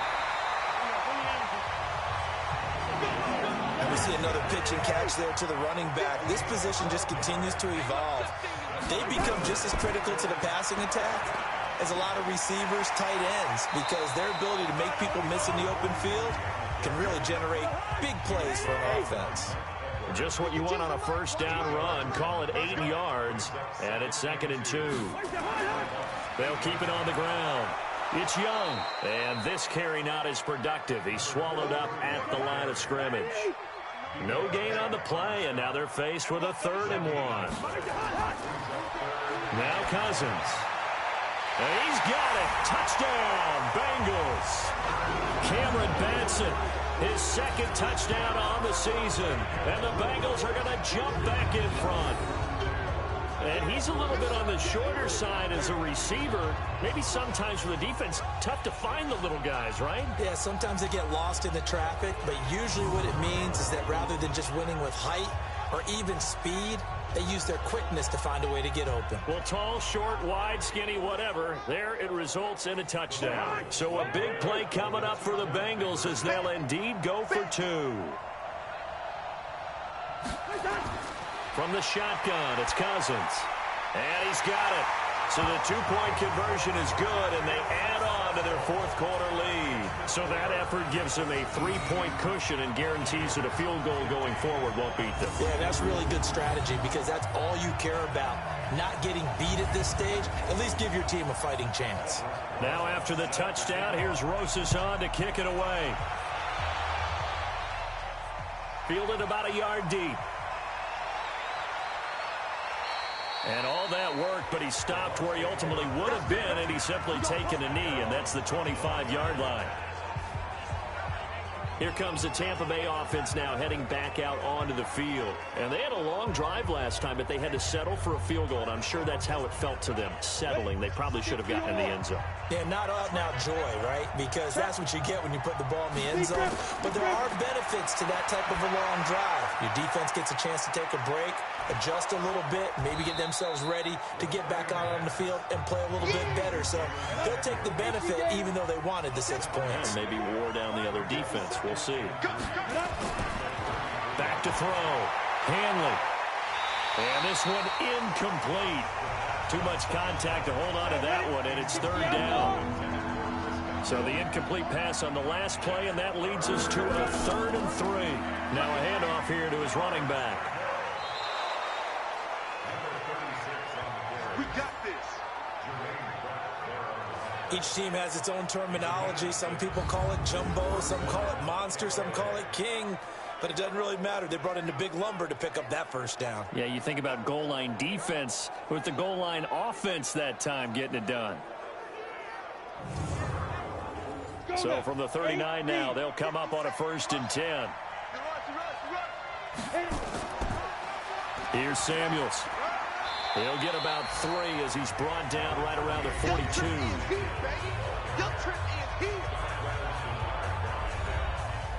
The last run got 3. Now here's 2nd and 7. Here's a 2nd and 7. He's going to have the hook up to Ross. And he'll be taken down, but not before he gets into enemy territory. 10 yards there and a Buccaneer 1st down. So with a yardage on that completion, he's now right at exactly 300 yards on the game. And isn't that the magic number you get? All right, 300. That means it's going to go on a commemorative football to put on your mantle when they give you the game ball if your team wins. So much confidence flowing through him right now throwing the football. I think it's permeated itself throughout the entire team. They feel good about what they're doing. Here's a throw right side taken in by his tight end. And he'll be brought down. Oh, that's a face mask. Certainly looked like it. Indeed, here come the flags. Well, when you're leading in the 4th quarter, that's not the penalty you want. Not at all, and now your discipline comes into question. Having poise this stage of the game, you can't have those kind of plays. The penalty moves him into the red zone here on 1st and 10. And he'll give it here to his running back. And he'll take this inside the 20 and down to the 18. 2 yards on the pickup there. It'll be 2nd and 8. To throw on 2nd down. Hanley finding his safety valve here. That's complete. 4 yards on the pickup. And they're going to face a 3rd down.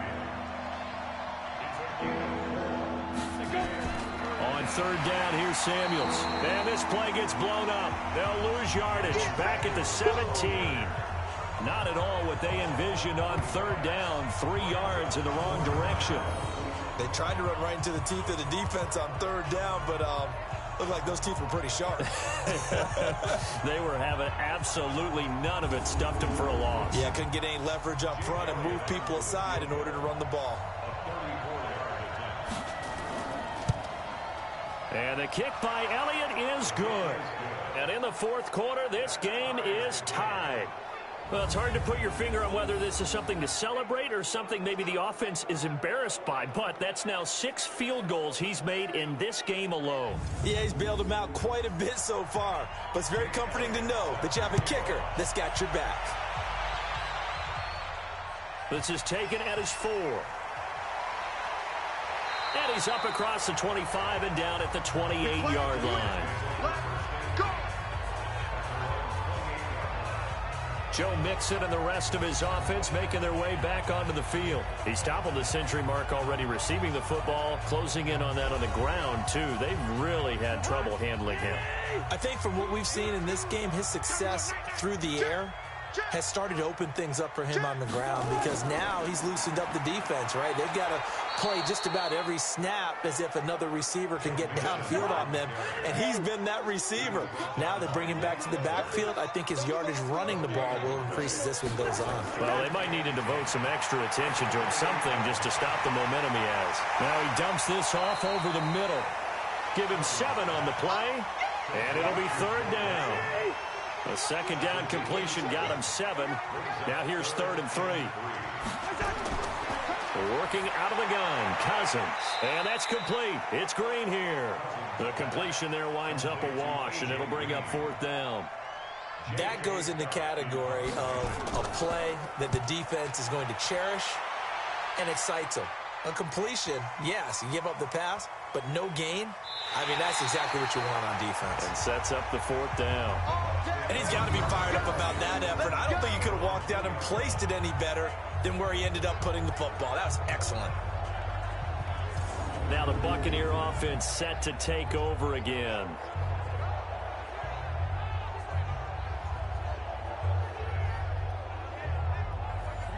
Set.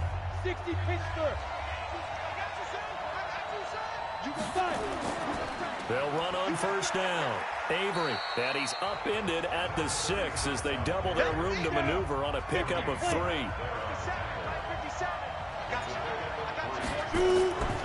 On 2nd down, Samuels. And he will take this up to about the 8-yard line. This a big play for both sides. What will we see here? 3rd and 4. Looking to throw. Hanley. Open man is Miller. He's got it. And he is going to have the 1st down as he's up to his own 13-yard line. They get 5 out of that one, and it moves the chains. So there on that play, offensively, they ran the crossing route. Defense was in zone coverage. So as a former DB, how tough is it to defend that? It's really difficult because your natural inclination is to chase the receiver and maybe leave your zone. So you have to have discipline in order to talk to your other coverage guys and let him know that that receiver's crossing from your zone to the next zone. He's coming your way. Make sure you have him. And then when the ball is actually thrown, secure the tackle. When they're moving on crossing routes, if you miss a tackle, it usually results in a big play. They'll keep it on the ground. Avery. Oh, that's one to warm the hearts of all those old school football players, isn't it? Tough, hard, gritty run. Got behind his pads, bowled over a few people. Look at that one, right up the gut. Saw through 3 quarters, no reason to lighten up now. A run there on 1st down and a pretty good one at 5 yards, so make it 2nd and 5. Tackle made there by Camille Correa. Getting down to the good stuff. All tied with 2 minutes remaining on EA Sports. So it's Buccaneer football as we welcome you back. And let's see what they've come up with offensively after having time to talk it over. 2nd and 5. And he finds Howard complete. 5 yards on first down, but now just a 1-yard pickup there on second. They'll get to the line here, but remember, it's also 3rd down. Got a man, it's Ross, complete. First down, Tampa Bay there, a gain of 13. First down now, but the clock continues to move. And that's going to be incomplete. Too tough to hold on to that one. It's 2nd down. So now 2nd and 10 after the incompletion on first down. Throwing again. Hanley. He's going to hit his man out of the backfield. Complete. Clock running. The Bucs trying to go quickly and get set. Back to throw. Hanley. Got a man. It's Aitman. Complete. Now the Bengals going to use the first of their timeouts as the clock shows 50 seconds to play here in quarter number 4. Ready? 18 Gator. Check. Watch 54. Come on. On first down, Samuels. The Bengals going to use the 2nd of their timeouts as the clock stops here with 46 seconds left to play. Go now. 60 outlaw.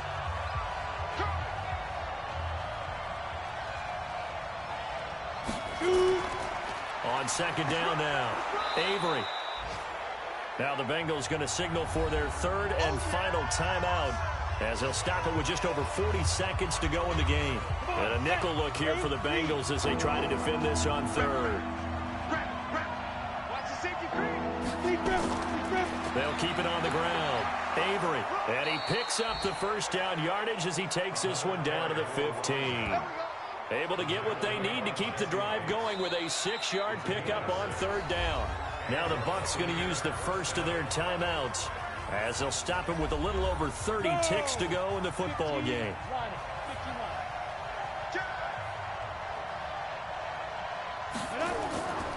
They'll run on first down. Avery. And now they're inside the 10 as he's brought down at the 9. The Bucs going to go ahead and use the 2nd of their timeouts as they'll stop it with 27 seconds showing on the clock.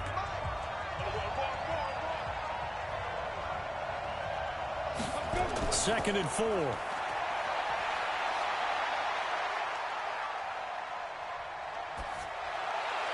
To the end zone, but it's incomplete. This defense not going to lag back. They come with pressure that time, force him out of the pocket, and the incompletion. And so many times when you're watching a game, you're seeing the offense doing all the dictating. In this case, the defense said, we're dictating the terms, and turned it loose towards him. Give him a couple on the run as it brings up a 4th down. Now here's a timeout as they will indeed call it with 5 seconds to go and a chance with a field goal to win the game. Right now, everything resting on the right foot of Jake Elliott. From the right hash, this for the win. And his kick is good. And it's celebration time on that sideline as they have taken the lead in the final seconds. So he's able to come through in a hostile environment, and you'd have to imagine that's the game winner. Yeah, how about that? And the way that this game's gone, you think they really wanted to get to overtime and take their chances there? They wanted to get this thing done. When you're the visitor, you don't want to play into overtime. You want to knock it down, get it done, and go home.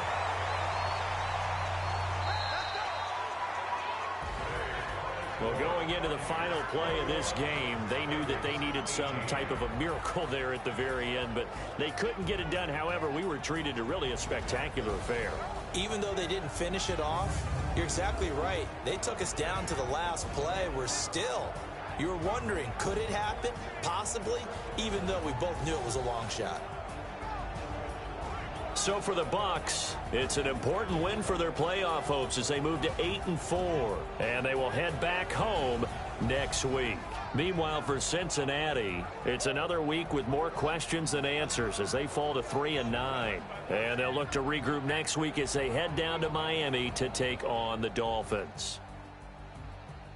And for Charles Davis and our entire crew, I'm Brandon Gaudin. You've been watching the NFL on EA Sports.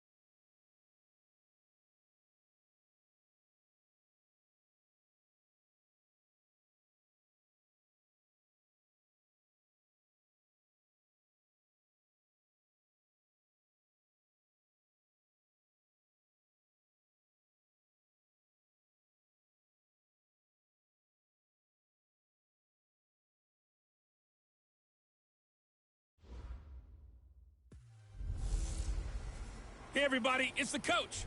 This is the NFL on EA Sports. All right, much appreciated, Coach, as we welcome.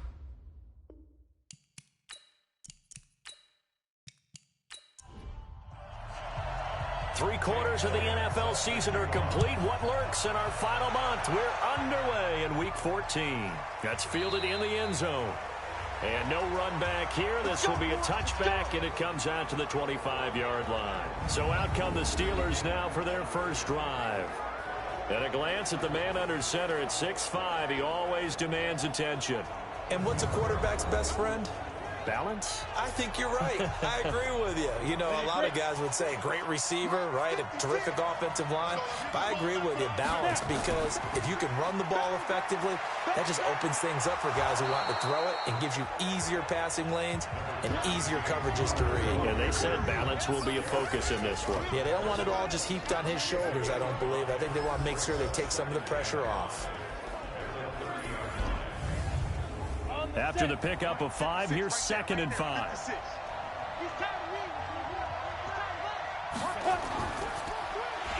Johnson's got it complete. They follow up the gain of 5 by only getting 1 there on 2nd down. A look at the Buccaneers starters now on defense. They were very good in the victory a week ago over Cincinnati. I just consider myself fortunate that I'm not in charge of the offensive line. They gave up 7 sacks last week. And if things don't improve in this game, head coach isn't going to be looking at the offensive line. He's going to be looking at the offensive line coach. And that's when things get dicey. From the gun on 3rd down.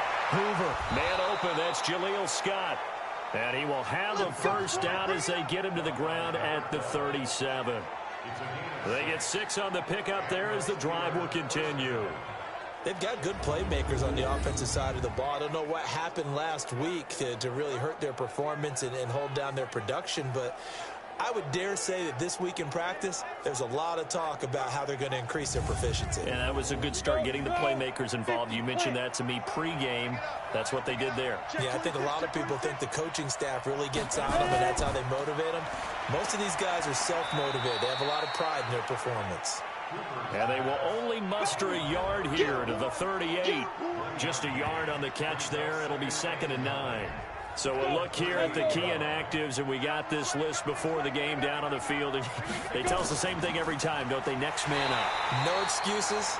Be ready to play. That's the mantra of every organization. The key is having guys on the roster who are capable of filling in and playing at a high level. That's when you know you've drafted well, scouted free agents well, and stocked your team just the way you're supposed to.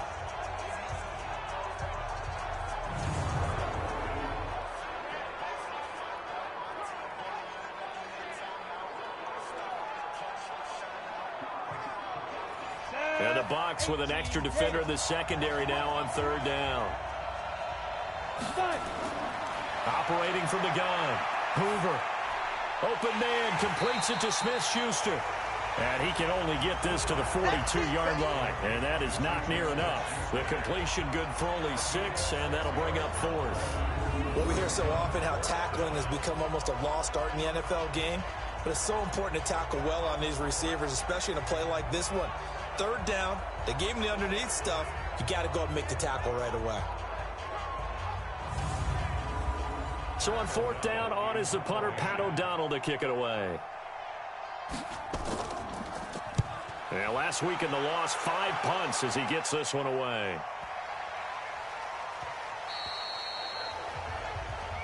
Come on, fellas. So out come the Bucs now for their first drive. And a glance here at their quarterback, standing 6'3". I read something prepping for this game that he said prior to, and I think he really said it a few months ago, where he talked about he wants to have the type of season that at the end, he's buying gifts for all the guys who helped him along the way. And I know that the team wants to hold him to that and really get into his wallet. But that's what good leadership gives you. You know, at the end of the season, because you've done a great job, QB, he's usually the guy who springs for the good stuff. Officially no gain on the play, and it's 2nd down. So after the run for no gain, here's 2nd and 10. Exit, exit. Out, out, out, out. Gonna give this time to the tailback. And he's got it past the 30 before he's hit and dropped. First down, Tampa Bay there, a gain of 13. And that's a run that'll energize an offensive line. They'll take that one all day long. Fundamental breakdown by the defense. You've got to be able to make plays on the edge. So they'll come up first and 10 now from the 33. Don't get nervous. From the gun, Hanley. That's caught by Howard. And he'll get it out near the 40 to the 39. The numbers there for Howard a week ago. 6 catches, 72 yards. And he's number 6 in the league in receiving yards, and he plays for his team first. But he also, in the back of his mind, he's thinking, if I can get into the top 5, that might affect his bonus in his contract. On second down, Avery. And he'll get up near the 45. They'll spot it at the 44. 4 yards the pickup, first down. Defensively here, you're facing a top 5 team in terms of points scored in the NFL. So when they're that high powered, you've got to find a way to hold them under 20. Because to me, that's the magic number. 20 points scored, you give yourself your best chance to win. So if they're up around 24, 28, 30, they could be in some trouble. And I think so, because then you turn it into a shootout, and that means your offense has to keep pace.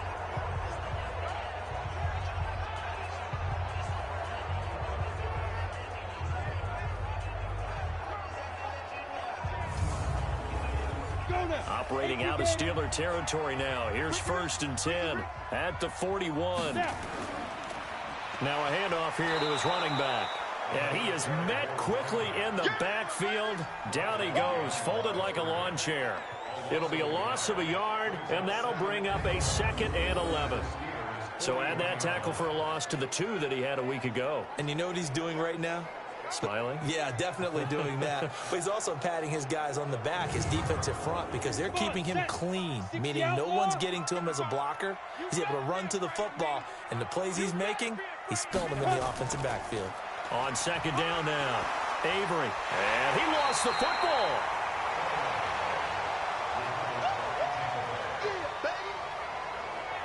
Wow, that ball gets knocked free, but a teammate comes along and scoops it up. It's almost like baseball. Guys at bat, people are on base in scoring position. One guy doesn't get him home. The next guy comes through and picks him up. And avoids the turnover. 7th play of the drive now as they come up on a 3rd and 3. On 3rd down, Avery powers through, sheds another. And they're going to mark him down short, maybe by about a yard, if that. A minimal gain there on the 8th play of the drive. You know, we might start getting some props here in the booth. You know, that one that says the D and then the fence that you put up next to it. How about that? They brought out the jumbo package and still couldn't move them off the line of scrimmage enough to pick up that first down. Impressive. They were ready defensively for that jumbo set.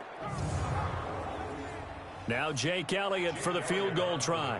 This is a 49-yard attempt, right hash. And this one is going to just tuck into the bottom left corner as he gets it to go. And the Bucs take a 3-0 lead. Even though they didn't find the end zone, they have to be pretty pleased with how they moved the ball on the ground, because we know that that was one of their big goals in this game. And that really goes through the entire offense, because when you're running the ball effectively, just about everyone's involved. It's not just the guy carrying the football. It's everyone blocking for him, both inside and on the perimeter. And Pittsburgh getting set to take the field. And they'll be looking to avoid what happened last time, which is punting the football. But when you look at how teams play the game, that complementary football comes into play. How do I take care of my defense? How do I take care of my offense? Well, the defense is taking care of them in a lot of ways. Now it's time for the offense to jump things up and help their defense out. Give them a little bit of rest. Yeah, time for them to give them a rest. Took the words right out of my mouth. And all the way down to the 22-yard line. It's a big play there for the Steelers. Give him 53 yards on the ground. So they had it bottled up, able to make a man miss, and then boom, off to the races. And it's how he made him miss. A little bit of strength, too. Had to work through contact to get him off of him. And then once he did that, now he put his agility to use and took off.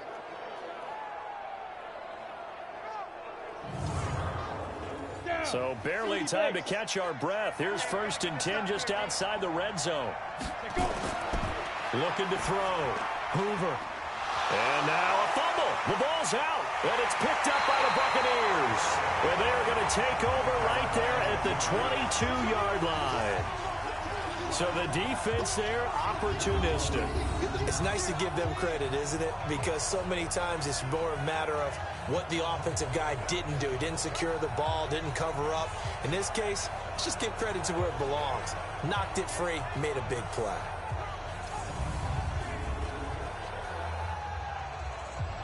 With the Bucs offense making their way back out on the field, let's take a look at the playoff picture, Charles, coming into the weekend in the NFC. As we take a look at the playoff picture, and certainly a lot of jostling still to go in these final few weeks. For the moment, they would be a wild card team, far from locked up, but that's why this is exciting. These last few weeks, a lot to play for. Yeah, exciting for us because we get to talk about it, and, you know, at the end of the day, 6 teams are going to go from each conference, and guess what? We're going to have a playoffs. But nerve-wracking for all the people involved, all the teams, because their goal is to get there. And anything less than that makes the season a disappointment. So they've got to be primed now for a big finish to their season. The run only got a yard. Here's 2nd and 9. And he'll give it here to his running back.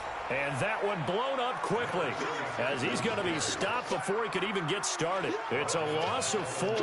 Now 3rd down.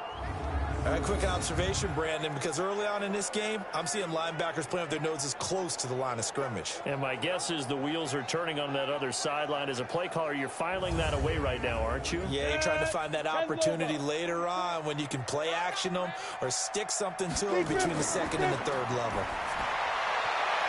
Now a 3rd down throw, but it misses the target, incomplete. So it doesn't look like they're going to be able to build off the turnover. Well, the defense certainly did its part. It got them the football. But you're exactly right. It looks like they're going to have to punt this one away. And it's not a turnover, but doesn't it feel like one after grabbing the momentum with the defensive play? Yeah, and they had all that momentum after getting the football, and now zapped right back in the other direction.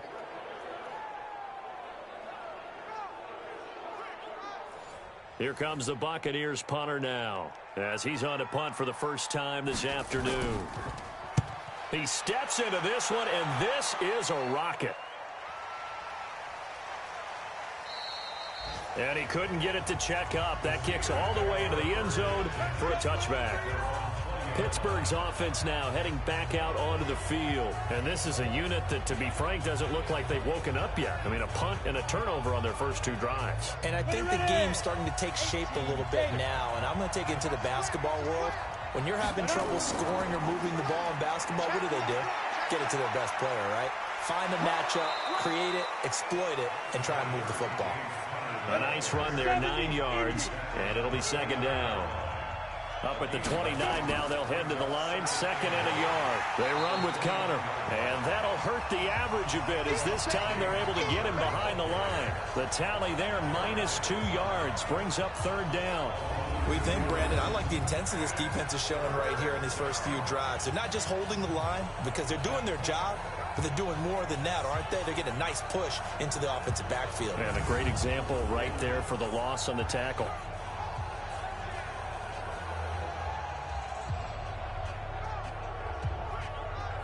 And on 3rd down, a nickel formation here defensively.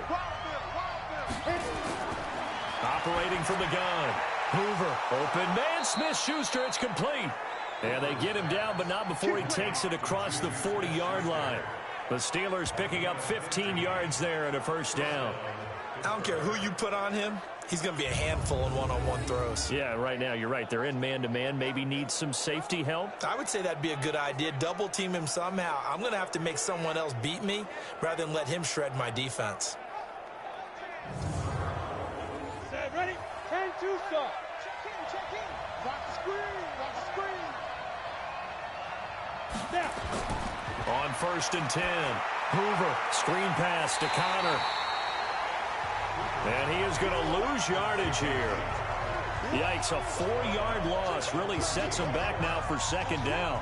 You know what the key to a good screen pass is, don't you? Bet you're going to tell me. Good blocking? Well, good blocking eventually. But first, it's good acting. You want to let the defenders go past you, leak out to whichever side or even in the middle where you want to set up the screen, and then you do your blocking. How about the read, though, by the defensive guys? They weren't fooled at all and actually ran with the lineman to where the play was and smothered it for a loss of yardage. So they had the big loss on that first down pass play and facing a second and long. Now this one to his running back out of the backfield. And this is going to lead to another first down as the tackle's made at the Bucs' 45-yard line.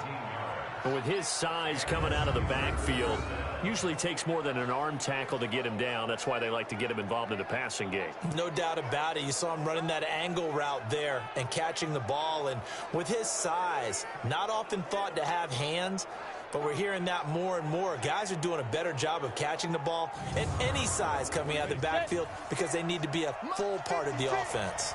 This quarterback now 8 of 8 throwing the ball in this first quarter. It's 1st and 10. Now a pass that's taken in by Smith-Schuster. And he goes down, but not before getting this inside the 25. 22 yards on the catch and run, a first down. If you're going to blitz, likely going to leave you in man coverage with this guy, and that is less than ideal. It is, because just about any offense that has an elite receiver, if you blitz and have him in man coverage, you're going to him, even if he has an elite defender on him, because he usually knows where the ball is before the defender does.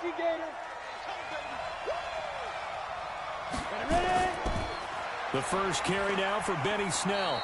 And he'll be brought down inside the 20 at the 19. It's a pickup of 4, and it'll bring up second down. Looking to throw on second down. Hoover. And he fires one that's intercepted. Picked off down at the 10. And he is going to get this one back to the 20-yard line. Defensively that time, they were in zone coverage. As a rookie QB, what lesson can you learn there?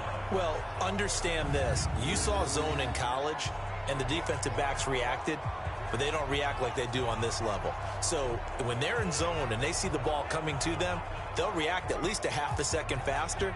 You've got to know where you want to go with the ball and be decisive with it. Otherwise, the end result can be something you don't like. And Tampa Bay trots out there now. They've got a 3-0 lead and the football as they start 1st and 10. 60 outlaw. I don't even know why this team showed up. Fire. On first down, Hanley. That's complete to John Ross. And they'll get 8 out of this before being stopped at the 28. Line of scrimmage, the 28 now as they come up on second and a couple. 2nd and 2. Looking for Godwin, and he's got him complete. And he'll be taken down, but not before they work it across midfield. And let's face it, that what we just saw there, not a surprise, is it? I mean, this is what he does well. And if you don't tackle him as soon as he catches the ball, this is the end result. Big yardage after it. Got the speed, the agility, so good with run after catch. And we're only in the first quarter, so they better get a wrangle and a hold on that quickly. Yeah, you're exactly right. And what's really difficult to try and defend him is if you want to press him so that you get him on the ground quickly after the catch, a lot of times he'll just run past you at the initial point of contact, and he'll go deep. Back-to-back good plays have them on the move on first down.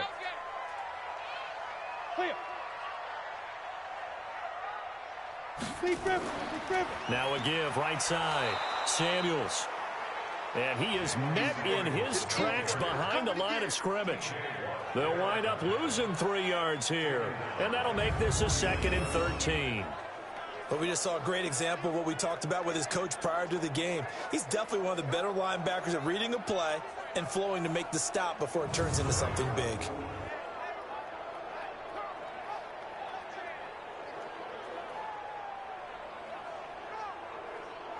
Down. 15 line. 15 line. Here we go. Here we go. Here we go. Shoot. On second down, Samuels. And down to the 44, 5 yards that time. And the line to gain here is the 37 on 3rd down. From the gun, Hanley. Open man is Howard, the tight end. 2 yards is all they'll get on the completion. It's 4th down. Partner, I think that completion takes the definition of dink and dunk to a different level, doesn't it? It does, and the defense was right there, kind of played into their hands. And the surge is going to be too much defensively. He's hit and taken down to the backfield. Here's James Conner now as he trots back onto the field. And he's sure looking like a lock for a 1,000-yard season. Don't know if he's going to get it in this game, but he'd probably like to just to get past that point. Yeah, and if he doesn't, as you noted, there's still time, still opportunity. There's still more games to be played. So, yeah, it's not a lot. But barring injury, it certainly looks like he's going to get there. And what an accomplishment that is. Anytime you get over 1,000 yards, you're celebrated in the NFL. It's been quite a season. Still a couple chapters left in that book, though. 2nd and 9 now. Complete. It's Johnson. 25 yards there on the catch and run. But it appears that they read man defense and went to the out route, and what you have to do on that one is the receiver's got to make sure he works the defender towards the middle of the field to give himself space to cut to the outside and have that ball delivered with good timing, and they got it done. Ready. So from Buccaneer territory now, it's 1st and 10 at the 30-yard line. Off the play fake. Hoover. He'll find Smith-Schuster. That's complete. And they will eventually get him down, but he's inside the 5 all the way to the 3. A very solid gain of 27. You know, he's already thrown for more yardage in this first quarter than he did all of last week. And I could be snarky here and say, well, he didn't throw for a lot of yards last week, but the bottom line is he put in a great week of practice and really came out ready to go in this one. Well, they've been practicing goal line offense all week. Let's see if they're able to capitalize here. Here's Conner, and he's in. Touchdown, Pittsburgh. James Conner with touchdown number 8 on the year. And the Steelers have taken the lead. And they're able to run it in. It started with a battle in the trenches. They won there, and they got in for 6 points. And that's going to be a tough one for the defense to deal with. They've got to go to the bench now and figure out how are we going to slow down this running game, because on that particular play, they had no answer. Boswell good with the extra point, and that makes it a 7-3 lead. Just a 4-play drive that time. And it was a touchdown run by James Conner that was the exclamation mark.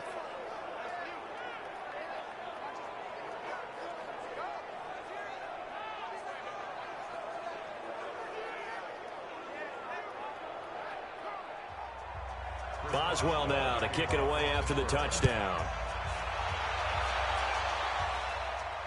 This one taken just inside the 10. Now a hit and a loose football. And it's picked up by the Steelers. And a great return as he gets this all the way down close to the 30-yard line. So a teammate picking him up there, that was nearly disaster. And the way that you coach these things, you want to make sure you have eyes towards the return guy, because you want to make sure that the catch is secured. A lot of teams do that. They have at least one guy. Okay, you're responsible for making sure he secures the catch. He's not always the one that makes the recovery, but he can always sound out the alarm. Hey, ball's on the ground. We've got to get it back. And he is going to be stopped cold behind the line of scrimmage. It'll be a loss of 1, and it'll be 2nd and 11. I'm getting the sense that Fletcher Cox is making offensive linemen want to take the week off when they have to play against him. It's a regular routine for him, isn't it? It really is. That play there, that's him all day long. Good luck trying to block him and keep him from disrupting your offense.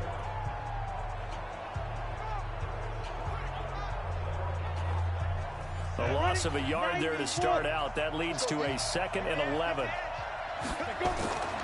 On 2nd down, Conner looking for space. And a nice run there, going to take this close to the first down marker at the Bucs 23. And the Steelers on 3rd down. They've been okay, 2 for 3 thus far. Here it's 3rd and 2. After 1, 7-3 the score on EA Sports. Come on, set. 60 or. And the Steelers on 3rd down. They've been okay, 2 for 3 thus far. This time they face a 3rd and 2. And he picks up the first down yardage as he takes this one down to the 15. It's an 8-yard pickup and leads to a new set of downs. Well, someone's been having a good game so far, and you know something? A lot of it's been power running. They decided to turn him loose again on 3rd down, didn't they? They did indeed. He delivered the tough yards.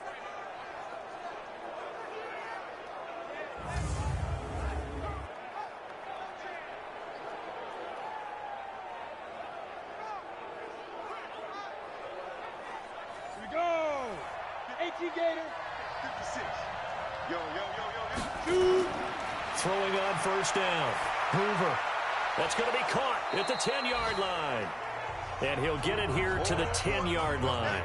That throw good for 4. It's 2nd down. In so many ways, throwing the hitch route is actually one of the safer things an offense can do.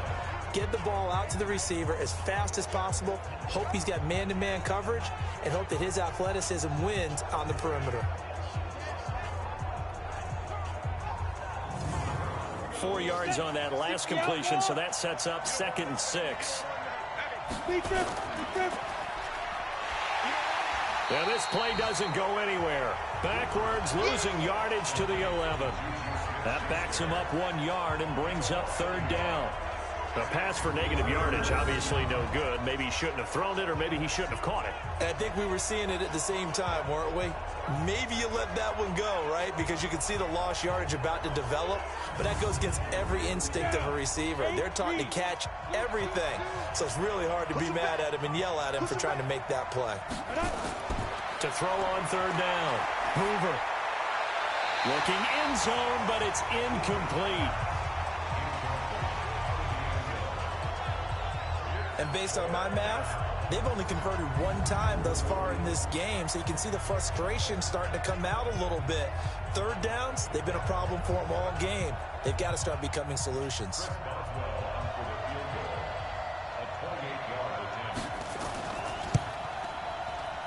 And Boswell's kick is good. And they push the lead up to a touchdown now at 10-3. So they've put together a good little drive there, but ultimately stalling out in the red zone. Yeah, I know a lot of people look at it as a little bit of a negative. They didn't get 6 points out of it, right? Didn't get the touchdown. But that's actually okay. They got 3 points, able to give their defense a little bit of rest, let them settle down over there. So all in all, to me, that's a good drive. And that'll carry over the back line of the end zone for a touchback. Now the Buccaneer offense gets set to take over. And it's been very much a slow start for them. 3 drives and just the 3 points, CD. Yeah, if you're into the points per drive ratio, that answer is 1. And that's not going to get it done in a ball game. They've got to find a way to finish these drives in end zones, not having balls go through goalposts. On 1st down, Avery. And he'll get this from the 25 to the 30 for a pickup of 5. Ball on the 30. They'll come up with a 2nd and 5. They run the counter. Avery. One thing to keep in mind, partner, especially in the second half, when you've got a running back of this size, of these dimensions, I can just tell you, attrition does set in for a defense because you're excited about hitting him in the first half. Maybe not so much in the second half, and some of these shorter gains turn into bigger runs later. It's a gain of 3, and it gets him the first. That's a tremendous group effort there because when you talk about offensive lines, the best ones, talk about guys that play in harmony, in sync, and getting things done, and they did that on that play. Yeah, especially on 3rd and 1. Got to be in sync, and they were. So here's a 1st and 10 at the 38. Off play action. Hanley. And this will be incomplete. Physical play on the football there, and it's 2nd down. They work again from the 38 on 2nd and 10. This is Samuels. And he's dropped right at the 40. Gain of 3.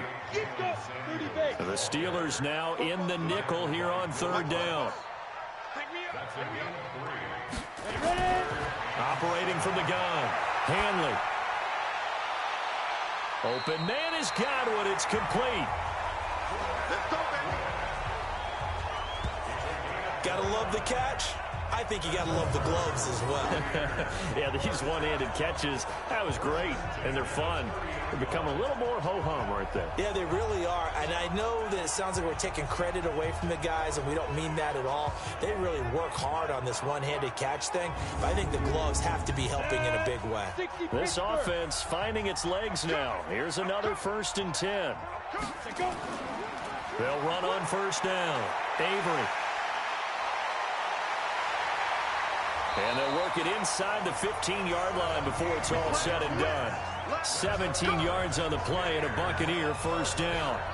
They held him in check in the first half, but that's his longest carry of the game right there. So would this be the definition of fresh legs since he didn't get much done in the first half? Now he has a great opportunity. He's taking full advantage of it.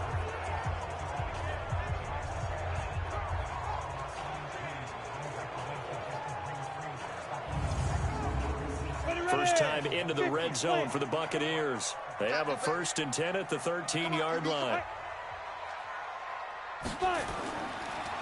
And to give this time to the tailback.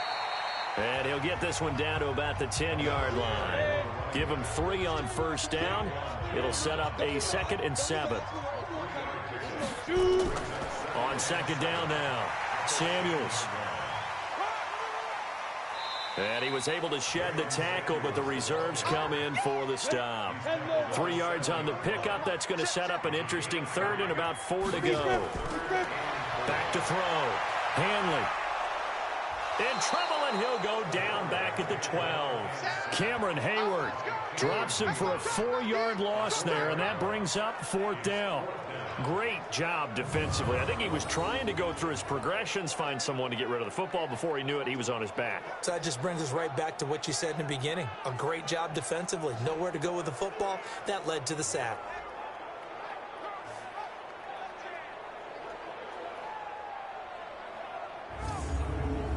So out comes a field goal team now for the 2nd time here today. And Elliott puts this one through. And that'll bring him back within 4. So the field goal there caps what winds up to be an 11-play drive. Well, partner, that's a lot of offense to run there to only get 3 points. I just wonder, are they going to recycle those plays because they were successful in getting 3? Or do you go to another section of the playbook trying to find ones that get you into the end zone and get you 6? This one fielded at the 5. And he'll take this across the 25. Couple extra yards up to the 27-yard line. Now whistles, and we've got a man down. A man down here following the kickoff. We'll check on his status when we get back.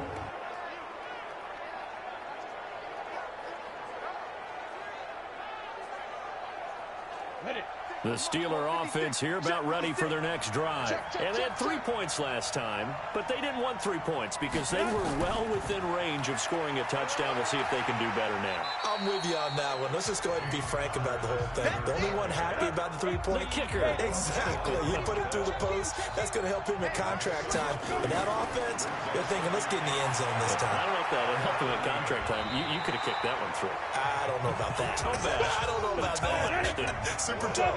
That one good for the completion percentage, but no gain. It'll be 3rd down. On 3rd down, Hoover. Now the old pass completion for no gain, not something you want to call up out of the playbook too often. Yeah, most offensive coordinators don't have that on their play sheet, so they've got to go back and scramble after this one.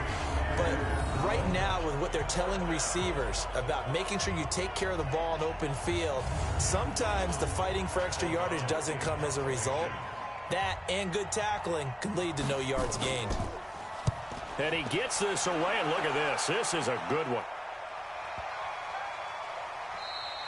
And that one hits a little too close to the goal line, and it continues into the end zone for a touchback. So out come the Bucs now. And a methodical drive last time, but they couldn't get that knockout blow. They had to settle for 3. But you got to like what they've been doing along the way, right? It's almost like the body blows, the setup punch. As you said, they didn't get the knockout blow here, but that doesn't mean it can't come later in the game on another possession. And the defense on the other side, maybe a little gas, yeah, right? A little tired. And if nothing else, they just feel relieved getting off field, only giving up 3. They don't exactly feel like they've handled the offense. Now a handoff here to his running back. And he is met quickly in the backfield. Down he goes, folded like a lawn chair. Officially, it will go as a 1-yard loss, and that's going to lead to a 3rd down. I think Cameron Hayward's ability to take on blocks, hold the point of attack, and get upfield serves him very, very well. What a nice play there. Yeah, he can take on blocks because he's built like a block.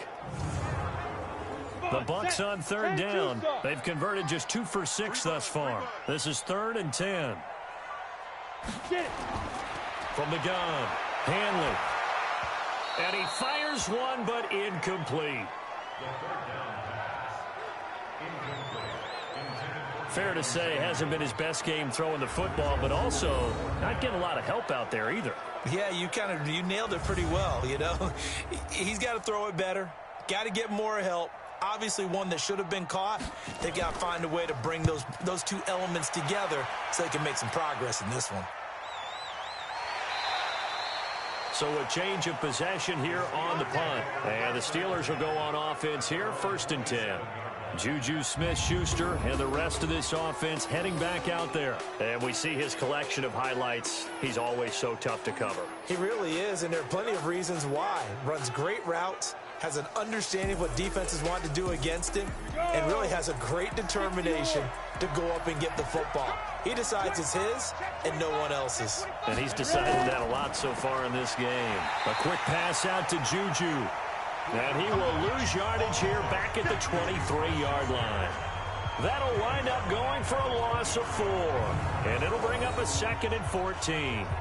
Now that was well defended, and as a cornerback, what you're taught when you see a wide receiver screen, either you get underneath the play before the blocking forms, or you're going to have to fight your way through it by getting through some blocking. That was a really nice play there. Well, the first play in the drive lost 4. Now they'll look to move it forward here on 2nd and 14. They'll get a couple yards back, but not more than that. They'll be left with 12 yards to go on 3rd down. To throw on 3rd down. Hoover. That's into the hands of the tight end, Boyle. And they'll get it up just short of the 45 at the 44. 3rd catch of this first half for him, and this one is a 1st down. As far as tight ends go, this guy's not a speed burner. He's much more of an inline blocking type of a tight end. But how about this last play? Made a nice catch and picked up a 1st down. That's what impresses me about him. When he's called upon, usually gets it done. Here we go. 8, read. It's out of time. Shoot. Off the play fake. Hoover. And this will be incomplete. Got out of the pocket. Didn't look like he had anybody open, Charles, so just gets rid of it. And a good play by him. If no one's open and you don't have a running lane that you want to take, make the right choice. Get rid of it. Live to fight another down. Call it about a gain of 3, and they'll be looking at a 3rd and 7 coming up. On 3rd down, Hoover. And tight coverage there. It's knocked away, incomplete. Justin Lane there defensively that time to knock it free. He's 2nd in the NFL in interceptions, and you understand why. He plays a game of great intelligence, understands positioning, and has a great ability to break on the football when it's in the air. So fun to watch his closing speed, and another example of it on that play.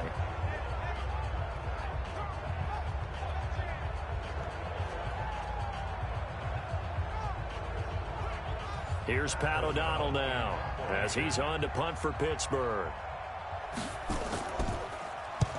He's been a busy man here in this first half as he gets it away. Now this is going to carry well into the end zone for a touchback. Now the Buccaneers offense gets ready to head back onto the field. And last time out they had to punt the football away. Anything positive possibly to take from that? There always is when you're punting the football away. It doesn't sound like it because you're giving it up. But you've avoided a mistake. At least you didn't turn it over. You didn't turn it over. Right? You're giving your defense a chance because you're punting the ball away and they're set to go on the field as opposed to sudden change after a turnover. And wow, now we got to go out there and stop people. So, yeah, there's always something positive to be gained from it. 3 yards is half of what they needed. Now can they get the other 3 here on 3rd down? The Bucs on 3rd down, lacking much success, just 2 for 7 to this point. This time it's 3rd and 3. Looking to throw. Hanley. That's complete to his receiver, Godwin. And he'll be taken down, but not before they work it across midfield. They give him 27 yards on the third down conversion. He's such a good route runner. Shows it there on third down. Very proficient and a good pass. And you know what I've observed over the years in the NFL? The better a route runner you are, the more confidence your guy's going to have in you to go to you in important times because he can trust you being in the right spot, and they connected there and picked up a first down. This quarterback now 8 of 11 in this first half. He's got it 1st and 10. Now this one to his tight end out on the right side. Give him a couple on the catch. It's 2nd and 8. And, partner, I think that was a great example that not all tight ends are created equal because everything was right. Got the completion, but he's not one of the more dynamic guys in the league. So even though he caught it, couldn't turn it into much more.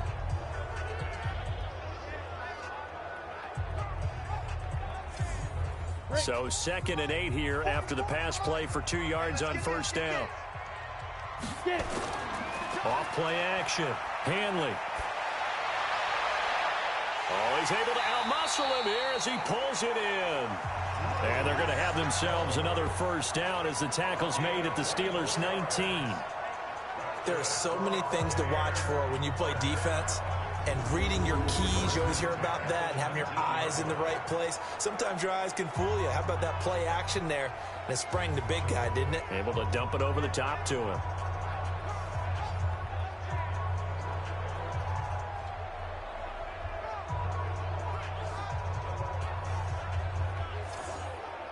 Ready?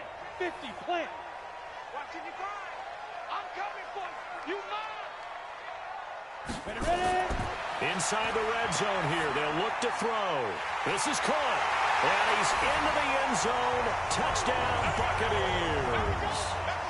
Drew Sample, his 4th touchdown on the year. And the Bucs are going to retake the lead.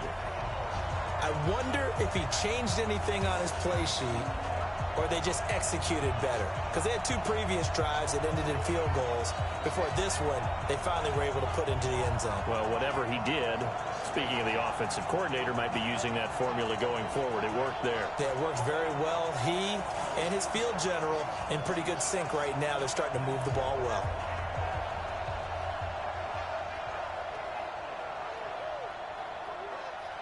On for the extra point, Jake Elliott.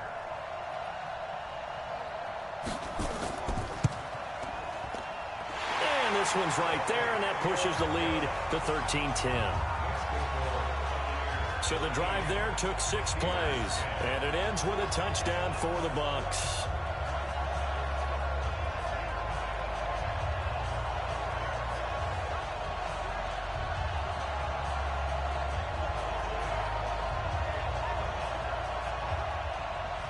Now after the touchdown, here's Elliott on to kick it away. This is taken at his 4. And he'll take this across the 25, a couple extra yards up to the 27-yard line. James Conner and the Steelers ready to get their next drive going. Now he's having himself a little bit of a banner game. His team right now, though, losing. Needs a little bit of help, and I kind of equate it to a basketball game where you have the big score, and sometimes your strategy is, okay, he can go ahead and have all of his points. Let's hold down everyone else, and that's the way you win the game. And right now, he needs everyone else to start scoring, quote-unquote, as he's been. Yeah, and he's hoping to keep it close so maybe they can keep it on the ground, not start to go through the air as much. This guy's well on his way now to a big game on the ground. It's another good run there. Puts him over the century mark in yardage, and we're still in the second quarter. Line of scrimmage, the 37 on 1st and 10. Let's go, Mike. Off the play fake. Hoover toward the center of the field, but it's incomplete. Line of scrimmage, again the 37 as they line up 2nd and 10. Look out for number 30. Look out for number 30. To throw again. Hoover over the middle, hauled in by Smith-Schuster. Now the ball comes loose, but fortunately he's able to recover his own fumble, and that could have been trouble. And defensively, maybe an opportunity missed there. No doubt about it. When that ball's out, all you're thinking about as a defender is this is our chance to make a huge play. Instead, he's able to recover his own fumble. And big sigh of relief, huh? Yeah, usually those wide receiver fumbles, there's open space around for the defense, but not there. He hops right back on it. From the gun on third down. Hoover. Throw left side, complete to Smith-Schuster. That'll be marked as a 27-yard pickup. So in the second quarter, he's already up over 100 yards receiving now. And isn't 100 the magic number for a really good game for a receiver? So he got a chance to really shatter that and have a profound effect on this game.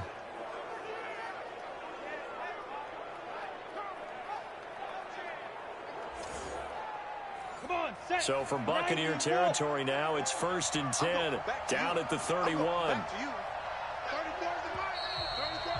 And we've hit the 2-minute mark in this first half of action.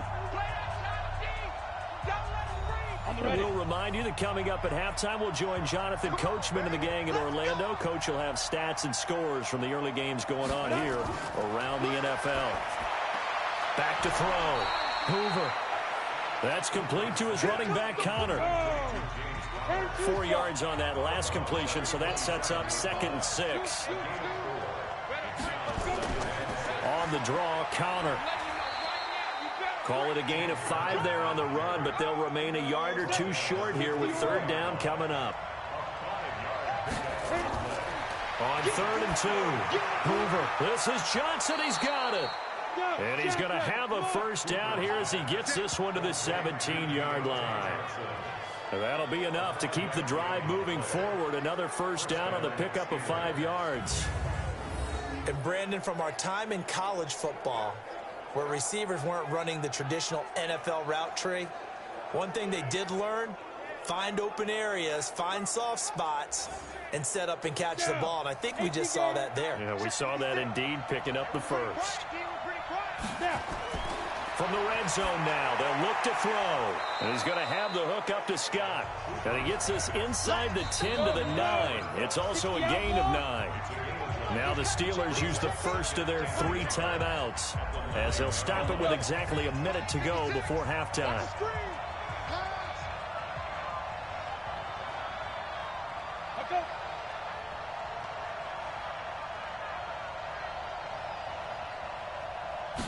Second and 1. He gets this one to Johnson. The Steelers signal for the second of their timeouts, as the stoppage will come with a little under a minute to go in this first half. So it's 1st and goal and a great opportunity to get that lead back before the break. They'll stick with the passing game as he looks to throw. Nowhere to go here. He lost the football, and it's picked up by the Buccaneers. And a big turnover there as his guys will get the football back. Well, give some credit to the defense. They forced the big play, knocked the ball free from him, but it's a cardinal sin by the quarterback. Know where you are on the field, and he just gave up at a minimum 3 points. And instead of getting down, takes the contact. The turnover ensues. Heading back out there, Jalen Samuels. We're in the second quarter. They've got the lead. The lead, though, not so much because of the ground game, because of their air attack, Charles. So what they're seeing so far is the possibility of things loosening up later in the ground game. Through the air first, maybe they have to start respecting that even more as the game goes on, and then there will be running lanes. Oh, a ball batted in the air, and now it's intercepted. Picked off at the 35. And that's a great example of ball skills right there, partner. You and I do a lot of games, and I can't tell you how many guys look to run with the football before they've intercepted it. So that's a nice job of focusing on the task at hand and coming away with the interception.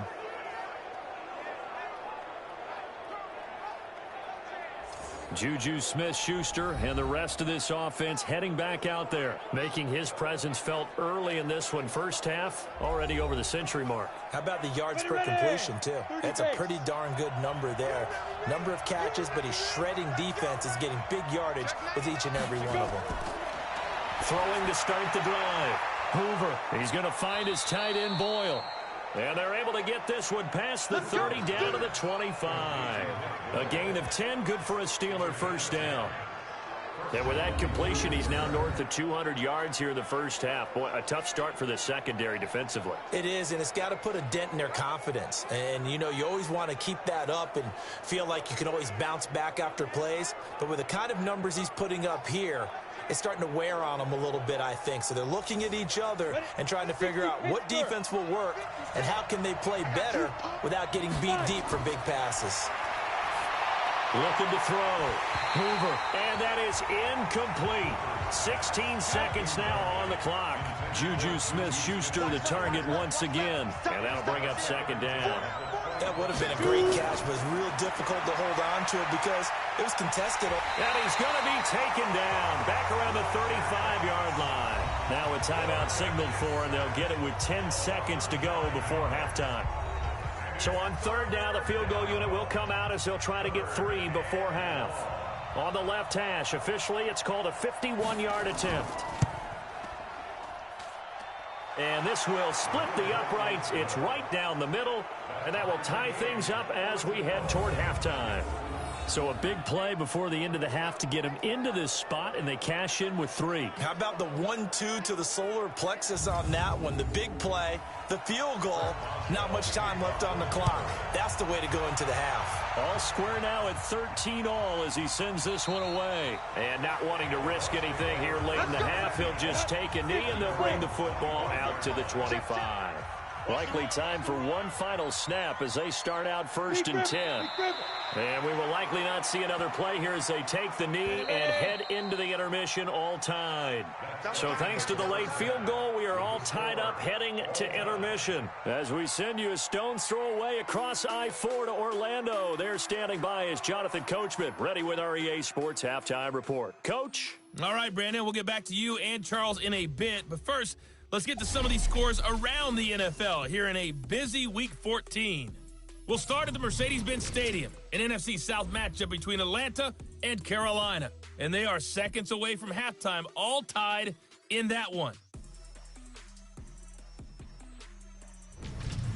We'll stay in the NFC North as we head over to Minneapolis to check on the Vikings at home in U.S. Bank Stadium. And you can see they trail the visiting Cowboys. Amari Cooper, a touchdown reception. Finally, let's get down to Miami to see what's going on with the Dolphins. And they've got the lead in their ball game over the visiting Cincinnati Bengals. The Dolphins trying to finish that one off and claim victory. Meanwhile, in our game, it's been as tight as we expected, all tied through one half of play. For the call of the second half, let's get it back to Brandon Gaudin and Charles Davis. All right, Coach, thank you, and we welcome everyone back for quarter number 3. And ready to get the party started for the second half. It was an even first half, all tied on the scoreboard. Out come the Buccaneers. They'll have it first to start in the third quarter. They have a chance to break our tie here as we get a look at the first drive of quarter 3. And it's such a tone setter, isn't it? Because both sides trying to seize momentum to begin the half. What do they have dialed up that'll give them an advantage to move the ball downfield? Let's find out what they have dialed up. And he's taken down, but able to slip across the 35. It's a gain of 11, and the Bucs have a first down. Absolutely love the run right there. This guy's known for his quickness, but also for his speed. And he's able to get to the second level almost before you blink if you give him any type of blocking. Always talk about slot receivers, and they're usually known as quicker than fast. In this case, we've got a guy who's quick and fast, and he used it to great advantage. So from the 36 now, first and 10. They'll keep it on the ground. Avery, and not a lot of daylight, not really any daylight inside as he's going to be stopped right at the line of scrimmage. Brings up second down. To throw on second down. Hanley, floating one, incomplete. So, Charles, tie game here. What are your keys as we continue to play this second half? I know people think it's always trite when you say the same things over and over, but they're tried and true in the game of football. Who's going to block better? Who's going to tackle better? In this case, to me, it's turnovers. You've got to take care of the football in order to win the game. And he takes it down deep into Pittsburgh territory. That's a real nice job right there. Working the middle of the field, working against those safeties. And you know, partner, if you get your hips turned the wrong way, big plays can result. And a big play resulted right there.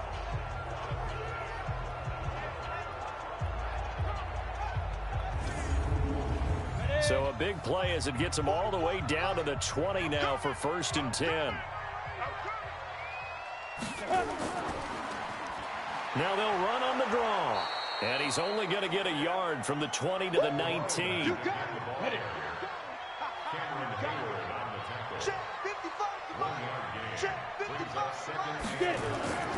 Looking to throw on 2nd down. Hanley. And this is incomplete. A field goal would get him the lead, but that's not what they're shooting for as they come up on 3rd down. Operating from the gun. Hanley. And they're going to get him. He's sacked back around the 28. T.J. Watt. Make that now 8 sacks for him on the season. You never want to give up a sack. From the O-line's perspective, they hate it for several reasons, especially because they felt like they let little brother down back there in the pocket. Oh, no doubt. They have a ton of pride, and they go into every job wanting to keep that guy clean. They want that uniform with no grass stains, no dirt, nothing on it, but it's really, really difficult. You're talking about some terrific athletes who are trying to put him on the ground. So now here comes the field goal team for the 3rd time today. This from 44 yards away. And this is no good. Close but no cigar, just wide right. And we will remain tied here in this 3rd quarter. Well, close game, 2nd half. You obviously hate to leave 3 out on the field. Especially in a game like this when you know points are hard to come by. That was one of their best opportunities so far, and they come away with nothing. Here's James Conner now as he trots back onto the field. And he's closing in on that number that all running backs circled beginning of the year, the number 1,000. Could do it on this drive.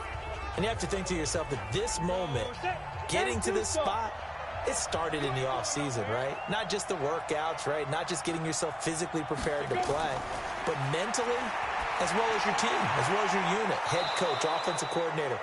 We run the football. We give you opportunities. He's taking advantage of it. And when you get this close to the mark, you just hope things don't tighten up, right? You probably want to get there and get it in your rearview mirror. You really do, don't you? Because now it becomes predominant, and you wonder about play calling as well. Do you want to call plays to get that out of the way, or are you still calling plays to win the game first? That becomes the burden of the play caller. Down. 60 or. Watch the slip. Watch the slip. Side. Now a draw play. This is Conner. And a pretty big hole as he's down to about the 40. He'll get a nice chunk there on the 1st down run, and it's 2nd and 4. To throw on 2nd down. Hoover. And that'll be incomplete. Took a pretty good shot as he tried to pull that one in. Couldn't hang on 3rd down. Now they face a 3rd down and 4 after that incompletion on 2nd down. That's caught left side by the tight end Boyle. Here we go. Here we go. Here we go. And that one was a lot of fun right there because that was the game within the game. 3rd and short. Blitz was on. What's the key for the quarterback? Get out of your hands in a hurry. And that was a quick little completion. Got the job done for a 1st down. From the 32 now, here's 1st and 10. Stop your running. Off play action. Hoover.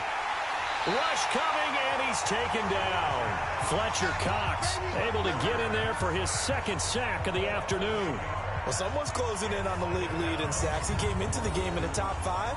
Now you add 2 more to his total.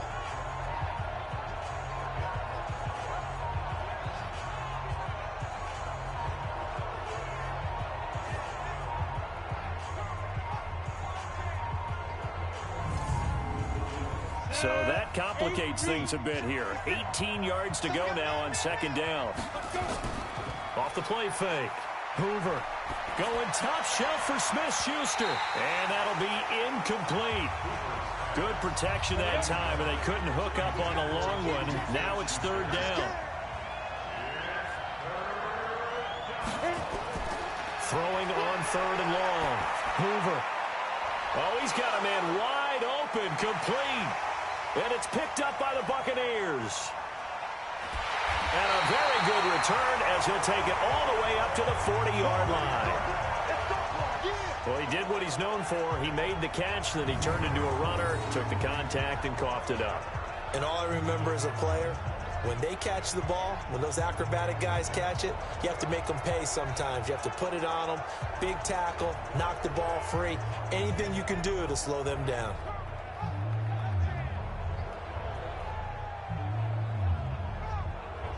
Now out comes their leader and the captain of this offense back onto the field. He's played well. Good first half. He's continued that here in the third quarter. But my question, when you're a head coach, what do you look at stat line-wise for your coach? Do you go right to turnovers? You really do. As much as coaches don't want to talk about that, that's where it starts. When I played in college, our first rule for every game, the team making the fewest mistakes will win. And that's kind of how they judge you. Do you take care of the ball, not turn it over, keep it in the proper hands, and give your team a chance to win? Well, that's what he's done here in this one so far. Why we saw that field goal try a moment ago, I'll never understand. But as a result, this offense, they've got to be pumped. 1st and 10 in striking position already. A throw left side to start the drive is complete. Just a yard on the catch there. It'll be 2nd and 9. They only got a yard out of that last completion, and that makes this 2nd and 9. That's thrown to Smith-Schuster out wide. And this one goes nowhere. Losing yardage back at the 22. They completed the screen on the perimeter, but boy, that was textbook defense. Exactly as you're taught to play against a wide receiver screen, and they snuffed it out for a loss of yardage.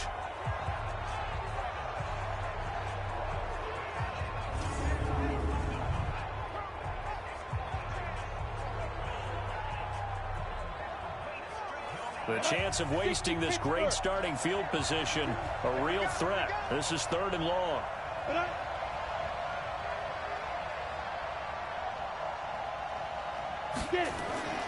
Back to throw. Hoover. Open man here is Scott, complete. And he'll be brought down shy of the first down marker at the 11. They'll get 11, but it'll still lead to a 4th down. So much about this game is just understanding situations and then having to execute, isn't it? Guard the first down sticks. Don't let them get there. And they rallied and made the tackle.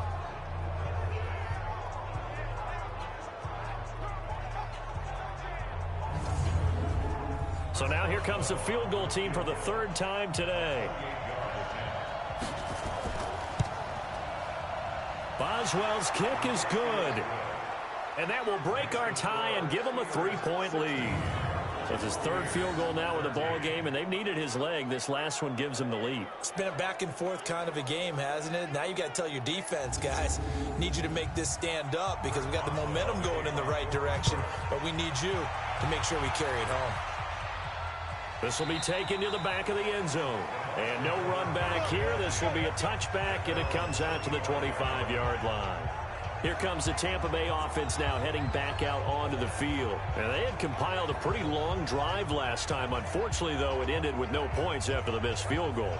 And that can hurt the psyche of a team because as they drove downfield, you know you're never supposed to count points in your mind until they go up on the board. But let's face it, we've been there. We've seen teams before. They were counting on those points. They didn't get them. Can they come back now, start over again, and grind it out? 2nd and 6, just inside the 30. They'll hand it off now to Samuels. And they're going to get him behind the line yet again as his nightmare afternoon continues. It's a loss of 2, now 3rd down.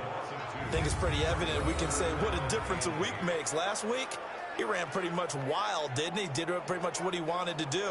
But this one, they've stopped him cold. That, to me, that's good scouting and even better execution. Yeah, and they stopped him behind the line right there. They obviously watched the tape a few times and made some adjustments. They'll keep it on the ground. Samuels, and he's going to be stopped here a few yards short of the first as the tackle is made at the 33. Call it a gain of 5, 4th down now. Running lanes were at a premium in the first half, but he's able to find some room there, and he's hoping that that's a precursor of a big second half. Here comes the Buccaneers punter now as he'll come on to kick this one away.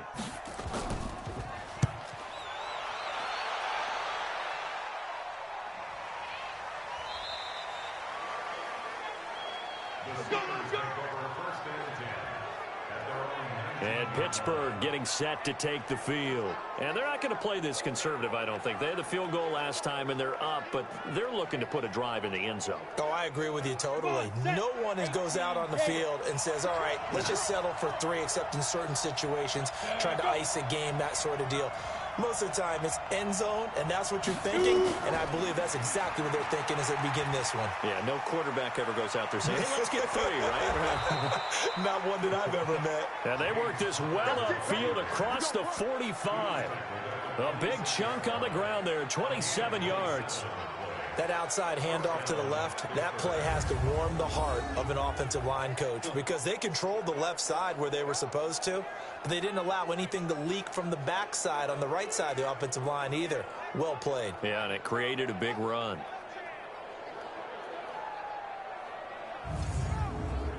A big hitter to start the drive has him up near midfield here for 1st and 10.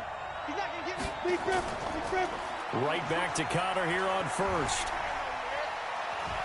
And he's able to get across midfield and down into Buccaneer territory.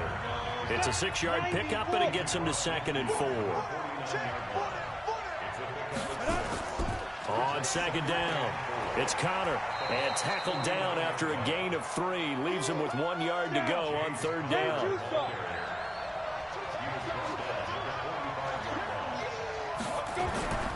Trying to run for it with Snell. He is going nowhere as he is enveloped behind the line. I apologize in advance, partner, but the beefeaters on the interior of this D-line, you just know they were licking their chops on 3rd and short. And yes, they were rewarded with a tasty dish, stuffing that one short of a 1st down. Here's Pat O'Donnell now, as he'll punt it away for the 4th time today.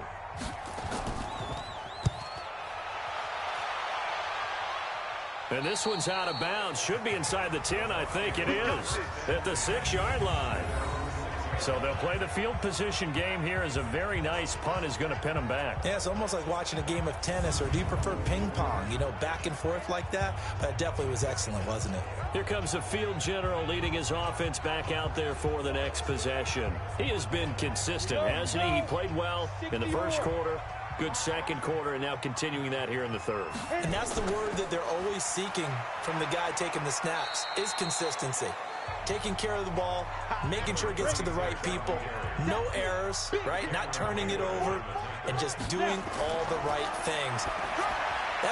He rifles one that's intercepted.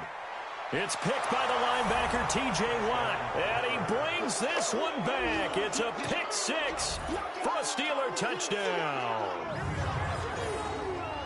Short throw, pick 6 right there. Those linebackers, they love when those short throws come and those eyes get real wide, don't they? How about the anticipation on the play? Reading, reacting, and then the ability to catch the football and take it in the opposite direction.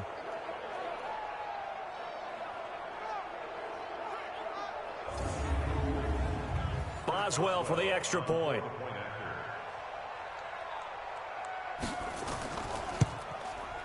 And his guys will take a 10-point lead. A heck of a play there defensively, getting the interception, navigating his way into the end zone for the touchdown.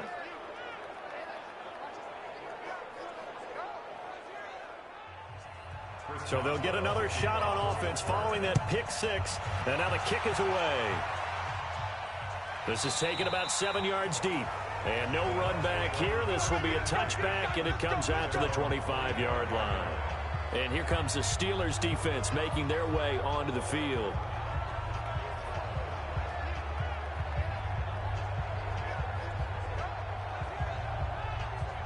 Let's go. 18 Gator. 44. Yeah, let's go sack lunch. Ready to go.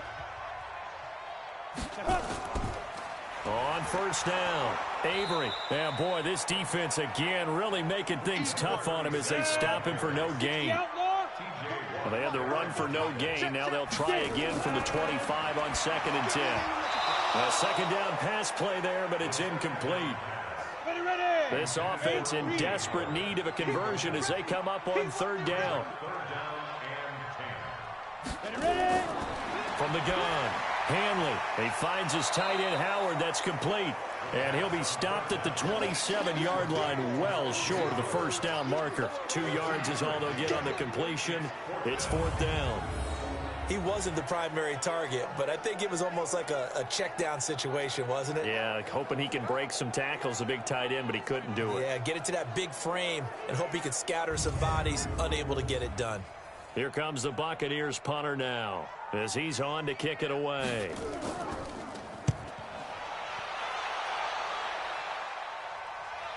And a fair catch signaled for and taken just outside the 20-yard line. James Conner and the Steelers ready to get their next drive going. So officially now a 1,000-yard campaign for him, but I don't think he's going to take his foot off the gas pedal. Yeah, it's one of those thoughts, though, that creeps into your mind because there is a little mini celebration over on the sidelines. Everybody, hey, job well done, over 1,000 already. But guaranteed, as you noted, someone's jumped in that huddle and said, a lot more to be done, guys. Let's not, would you say, take your foot off the pedal? Let's not do that right now. But there is that possibility as people can get self-satisfied. The greats do not. We'll find out what he's made of. They stay on the ground. Here's Conner again. Give him 3 on the run there. Now they're looking at a 3rd and about 5.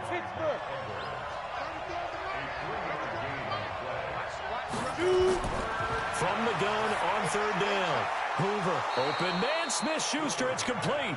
And he gets it to the 32, good enough for a first down.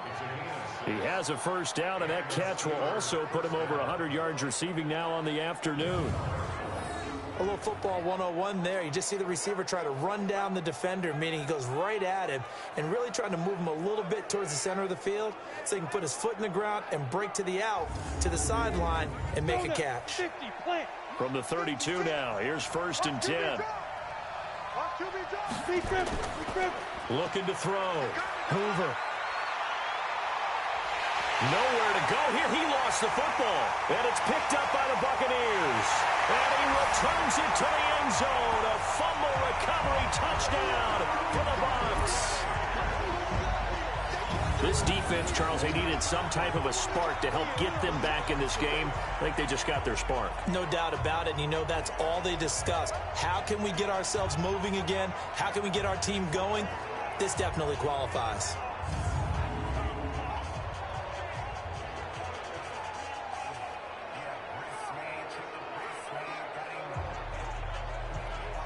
Elliott now to add the extra point.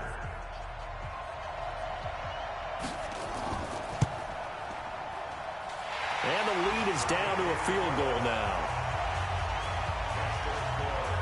The scoop and score, always an exciting play in football, and we witnessed it there. Grabbing it off the ground and then rumbling it into the end zone for 6. And you can bet they're preaching 2 hands on the ball here as the kick's away following that fumble return. This will be fielded at the 8. And a nice return sets him up pretty good here at the 30-yard line. Let's go.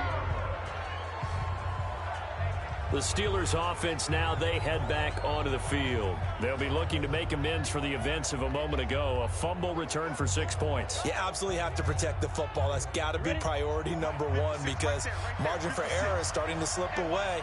Now it's down to a 1-score game. Off play action. Hoover, he's going to go for a big play downfield. And that'll wind up incomplete. Trying to give his man room to run under it, but it's 2nd down. Ball on the 30 as they come up 2nd and 10. Throwing again. Hoover. Nowhere to go here. He lost the football. And it's picked up by the Buccaneers. And they'll have great field position here as the ball will be at the 15-yard line. Brandon, that's the 3rd time he's fumbled so far in this game. And, you can make excuses for each and every one of them. But the bottom line is he's got to take care of it better. And now that he's shown a propensity for fumbling it, just think about what the defenders are trying to do. Yeah, well, guys hate 1 fumble, 2s, oh my goodness, 3 or more. Wow. Just doesn't make any sense, does it? Here he is, the man taking the snaps under center, heading out for the next possession. So, Charles, there are the numbers. What's happened here? Defensive adjustments that's caused him to sort of fall off a bit? I think so. That has to happen. You've got to make some changes because in the first half, they were pretty effective. But the second part is sometimes when you're doing really well, you get off your game a little bit. You get off the gas a little. You're like, okay, we got this thing. And that's not necessarily the case. Maybe right now, someone just needs to tell a joke in the huddle, loosen things up, and get their big guy going again. That catch good for only a yard, and it'll be third down. From the gun on third down, Hanley. And probably the wise decision there. No one open. He just throws it away. And that keeps the field goal on the table as it's fourth down. Perhaps they overthought this one a little bit. They've been running it real well on this drive, and it was third and short, okay? They decided to throw the football incomplete. Yeah, they might have thought just a little bit too hard about that play selection. It's another field goal, his third of the game. Maybe not exactly what you're looking for, but it does bring them level now. I like how you put that in there. It brings them level, right? Because if you're talking about kicking, bringing that soccer analogy in, I love that one. I love that one a lot. You don't want to go for it on fourth down and come away with nothing, right? Go ahead and kick the ball. Make sure you get some points. Even if it's a safe call, I think it's the right call. He had a good return. He's across the 35-yard line, right around the 36. Meanwhile, up in Atlanta, you saw the score at the bottom of your screen a moment ago. We got a good one going on there. Matt Ryan, a single touchdown pass to this point in that one.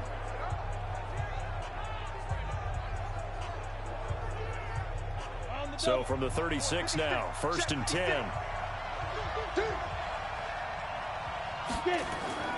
Off the play fake. Hoover under a heavy rush, and down he goes. Fletcher Cox in there yet again. What else is new? He continues to rewrite the record book in single-season sacks. Coming off the line, he's been wreaking havoc all year. And look, that's why, as a result, he's getting some looks for Defensive Player of the Year in the NFL. And I know that many people don't have him first on their list right now, but he deserves that type of consideration. You mentioned it. All year long, he's made big plays and continues to do so. Imagine if he has a big game here. If so, he could vault himself right into the #1 spot. They try to throw on second down, but this one is incomplete. Johnson was the intended receiver, and it'll bring up third down. An incomplete pass on that last play, and that means they'll need to come up with something here on third down.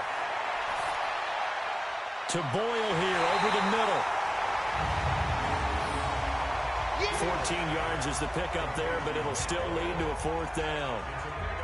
They gave up the completion there, but this is what zone defenses count on. Catching the ball and not much run after the catch. Here's Pat O'Donnell now. He's been terrific so far. And he deserves a bronze leg as he gets this one away.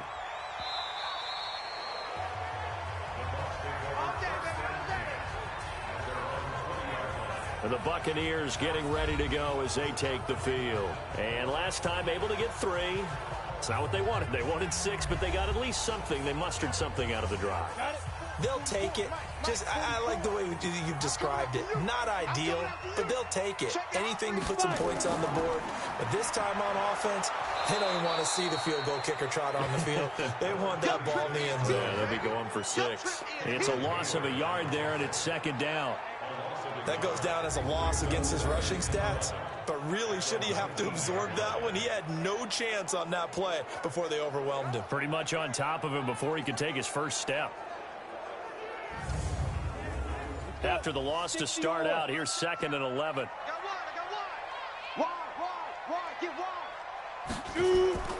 On second down, Samuels. And his rough afternoon continues. He's going nowhere again. Maybe a gain of a yard that time, but from the spot, actually no gain. So 3rd and long. Back now here on EA Sports. All even as we get ready to start the 4th. And it looks like we've got a dime set here defensively. 6 DBs in the game. Operating from the gun. Hanley. Over the middle, he finds Godwin complete. And he's going to get this one across the 30-yard line. First down, Tampa Bay there, a gain of 13.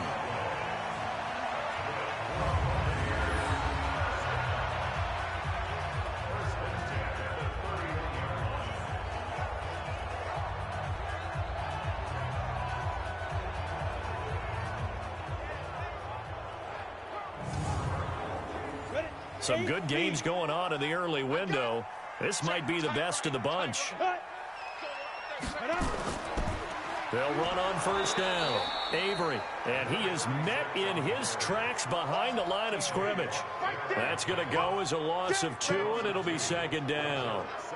Well, that didn't appear to be a run blitz. He just darted in once he saw the run develop. That appeared to be a case of see ball, get ball. And up, 15 line. 15 line.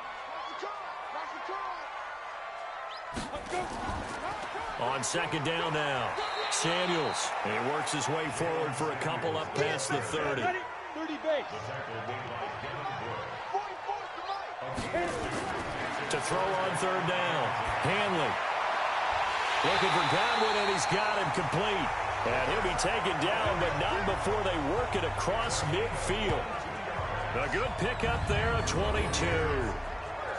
I don't care how many times we see it. I still get a kick out of watching quarterbacks and receivers do the pass tree in pregame warm-up. But I always remember that when we go to practices, we see that after practices as well. They really tune it up, don't they? They tune it up. They know why they do it for these situations. First down. And they build that trust, and that's why they're able to find him in this type of a situation. Now here's a throw right side, taken in by his tight end. And he'll go down shy of the 40 at the 41. 6 yards was the pickup on the last completion, so here's 2nd and 4. Got an open man, it's Aitman. No gain that time on the completion, and it'll be 3rd down. This will be the 8th play of the drive here. 3rd and 4. Back to throw. Hanley is going to flip one out here to his running back. And he's going to be taken down here still a couple yards short of the first. A short gain that doesn't get them the first down brings up a 4th down situation. Really nice job defensively. They knew where the sticks were. They got the stop before it.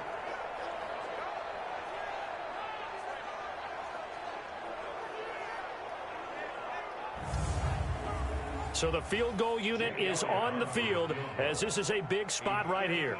This to break our 4th quarter tie. Online, but off the crossbar, no good.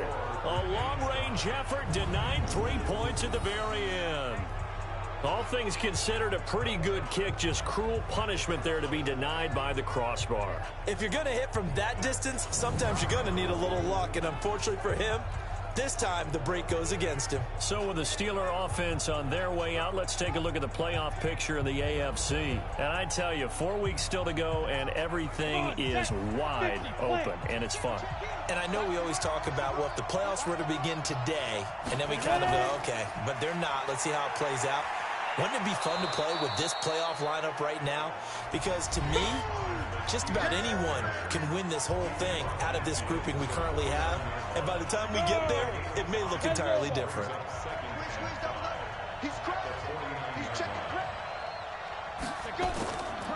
Again, it's Connor. And this time he's able to take it down to the 42. 7 yards there and a first down.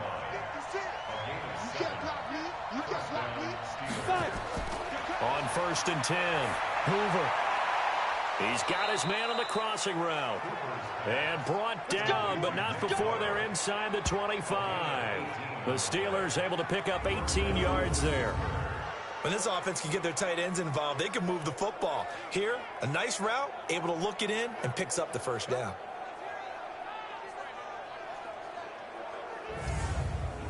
Ready. Mike, 56, right there, 56. Dan. What? 2. On 1st and 10 is Connor. And maybe a measure of revenge there. He's had his way in this one, but this time they get him behind the line. It's a loss of 2 there, bringing up 2nd down. I like the strategy. Extra tight ends, extra beef. They want to run the football, but that means they probably want to run it inside. If you get strung out on the perimeter, you're in peril. Yeah, we saw the result, negative yardage.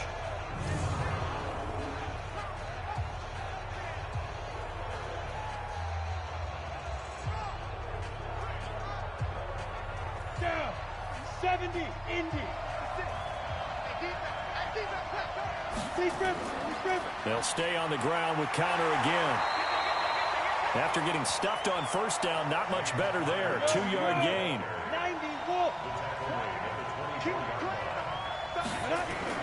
On third down, Hoover. And this is caught off the deflection. And they're going to get him down well short of the first, as he can only get this to about the 19. Sometimes it pays to be lucky rather than good. That was not even the intended receiver on that pass. But still able to haul it in for the reception.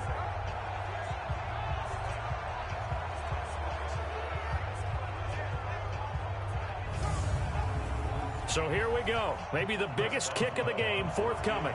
This to break our fourth quarter tie. And Boswell's kick is good. And with that, they will move out in front by 3. So the drive here ends with a field goal. It does give them the lead, but this one's still certainly a long ways from over. It definitely puts a lot of pressure on your defense to hold the lead, right? They're happy to have it and happy to be out there trying to do so. But I know as a former player, in the back of their mind, they're thinking, why don't you score the touchdown and seal this thing? This one taken just inside the 10. Solid return, pretty good field position. They'll start at the 32-yard line. Now the Buccaneers offensive unit back out on the field. And last time out, another missed field goal, so maybe their confidence wavering a little bit right now in the kicking game. And I'm with you on that. I think at this stage, they'd love to not run him back out there in a tough situation. But let's face it, they may have to. So right now, the head coach is talking to the offense coordinator and saying, call this game like we're going to put it in the end zone.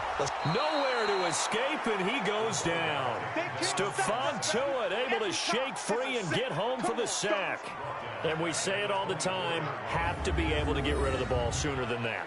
You have to help your offensive line out. They're going to protect you as best they can. And if you're getting 3 to 5 seconds to throw the ball, they're doing a really nice job. But when you hold it and give up a sack, you're really almost discrediting their work.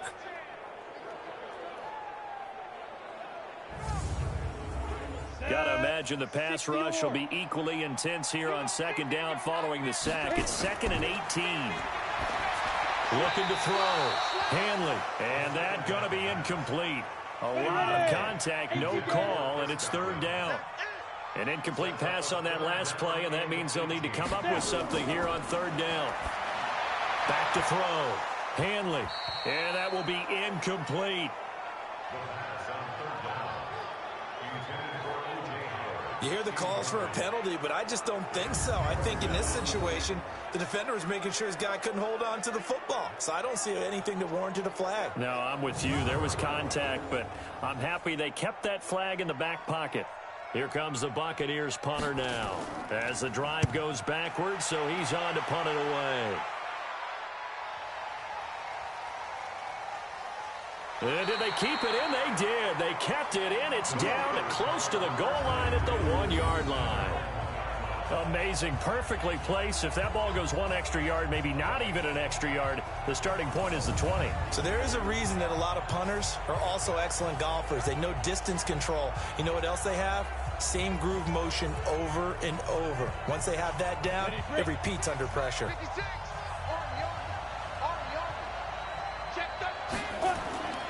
They begin on the ground here with Connor.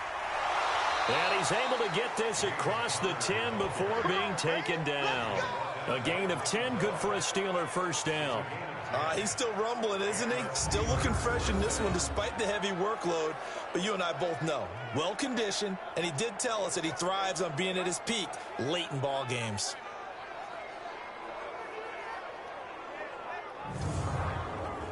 Out from the shadows of their goal line. Here's 1st and 10 from the 11. On the run is Connor. And he'll be taken down at the 18. A solid run on first down. Gain of 7 leaves him with a 2nd and 3. A good run got 7 on first. Here's 2nd and 3. This is Connor. And not a whole lot to speak of there as they'll bring him down shy of the 20. Only a yard in the pickup there, and it'll bring up a 3rd down. On 3rd and 2, Hoover. Got an open man. It's Scott. And they're able to get this one across the 35. It'll be a gain of 17 at a Pittsburgh first. He's been the go-to guy. They needed a big play there on third down. Went his way. It worked out. Doesn't matter whether they've scouted it or that they think he's going to get the ball. He has a knack for finding his way open and completing the connection. So from the 36 now, 1st and 10. Set the tone, defense. Set the tone, defense. Let's go. From the gun, a give to counter. And for one of the few times here today, this run's not going to go anywhere. Call it no gain on the play, and it'll be 2nd down. Again, a run with counter. And the hole closes quickly there. He gets maybe a couple up to the 38.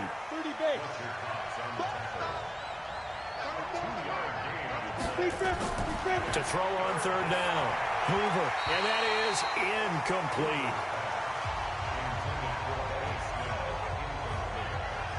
Critical play in this football game, because if they pick up the first there, that clock keeps rolling. Has to be a little frustrating for them because they know that if they pick up a first down there and continue to eat away at the clock, really increases their chances of closing this one out. Now they're likely going to have to give the football up and sweat it out on the sideline. And that hits at the 6 and carries into the end zone for a touchback. And Tampa Bay trots out there now. And on the last go-around, they really couldn't get anything going. They had to punt from deep inside their own territory, which means they're going to lose the field position battle as a general rule.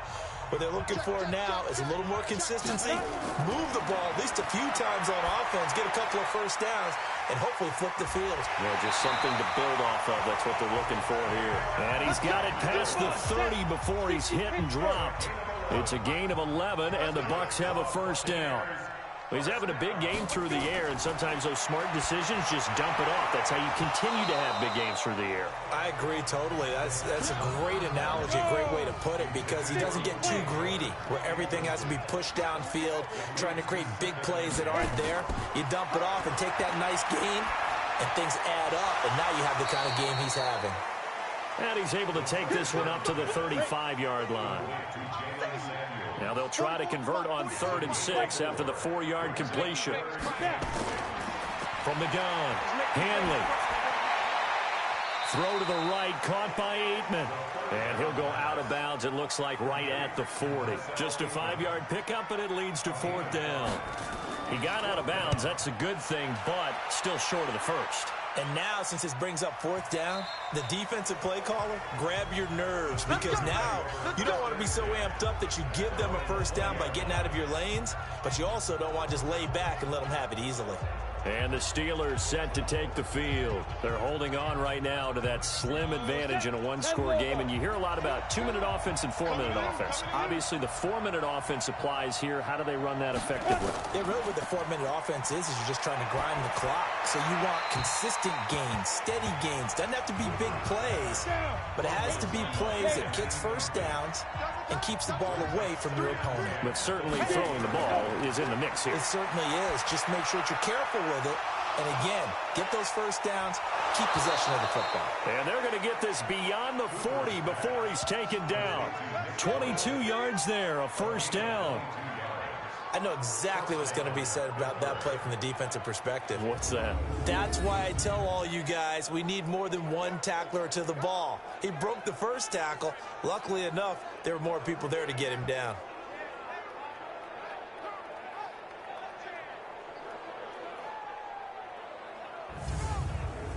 Here we go.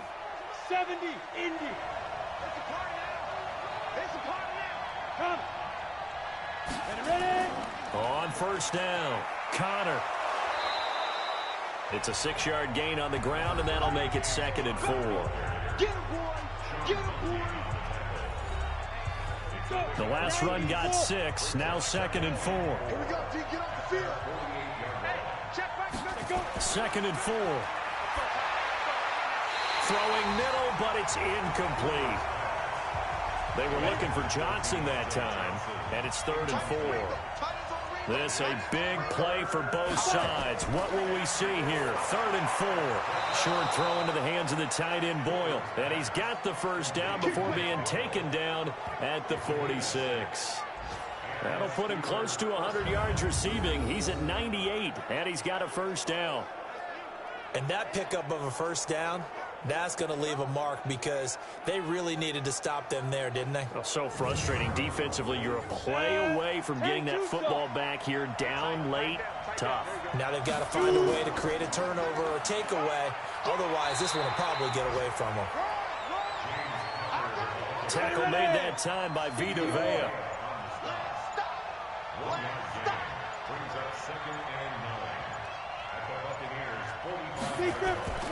Looking to throw on second down. Hoover to Connor on the check down. And he's going to be taken down here with a penalty flag on the field.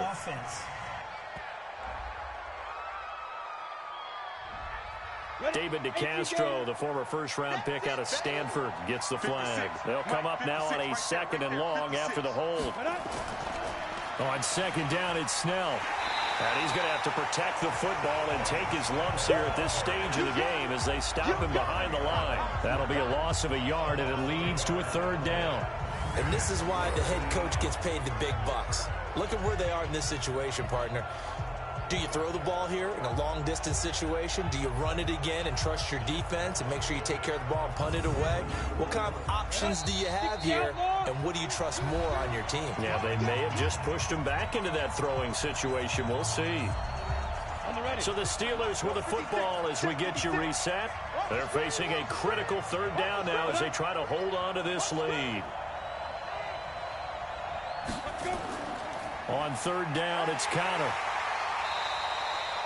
So fresh out of the 2-minute warning, and here's another timeout taken with 1:55 remaining. Here's Pat O'Donnell now as he's on to punt for Pittsburgh.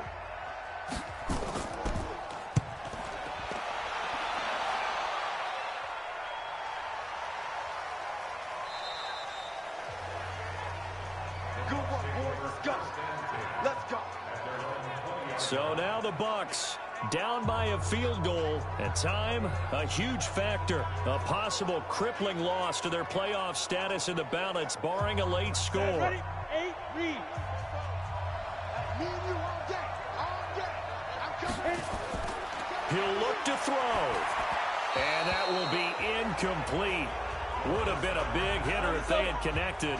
Instead, it's second down. After the incompletion, here's 2nd and 10 from the 20. Now they'll run on the draw. And he's brought down at the 24 after a gain of 4. The Bucs going to go ahead and use the second of their timeouts as they'll talk it over here before what will be an important third down. Back to throw. Open man has got it. It's complete. And down he goes, but he takes it up to the 40. First down now, but the clock continues to move. They'll look to throw. This is Miller, complete.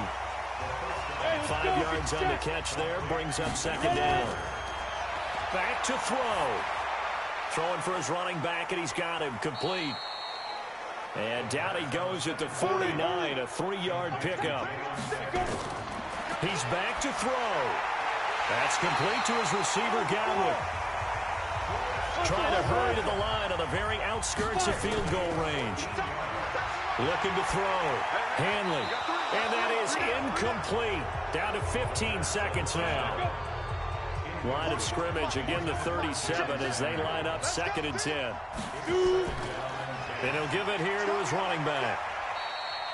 And a timeout coming in. This will be their final one with 10 seconds remaining. That's what I'm talking about.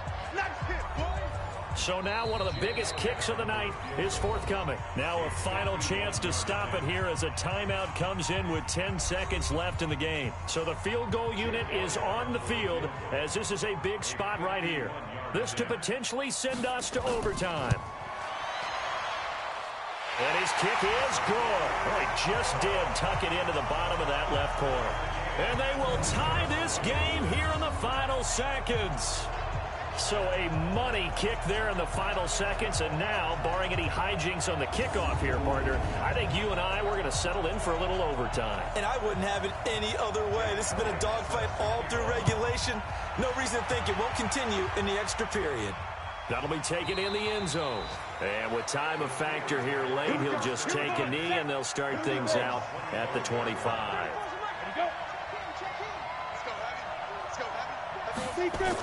They'll run on first down. It's Connor. And from the 25, they work this to the 29, a gain of 4.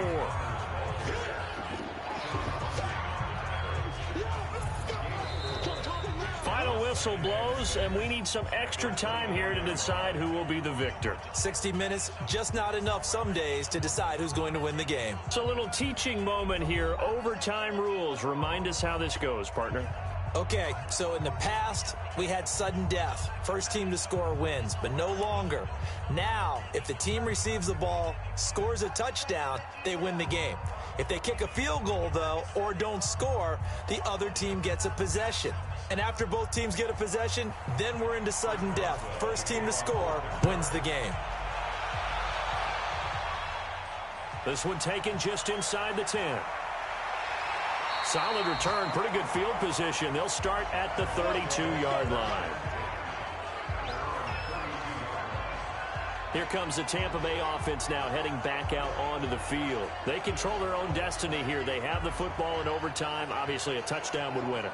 And I think teams around the league are still adjusting to the idea of going downfield, scoring a touchdown wins the game, because they were used to just going downfield and trying to get in field goal range to win a game. Still having to make that transition. Let's face it now, the ones who are doing it best know they need to go down, attack, put the ball in the end zone, and not leave it up to a field goal and give the other team a chance. Yeah, as we said, they control their own destiny now. Now this throw caught left side. And they're going to have themselves another first down as the tackle's made at the Steelers' 44-yard line. A bit of a catch for him to remember. That's number 400 for his NFL career. Not a bad number at all.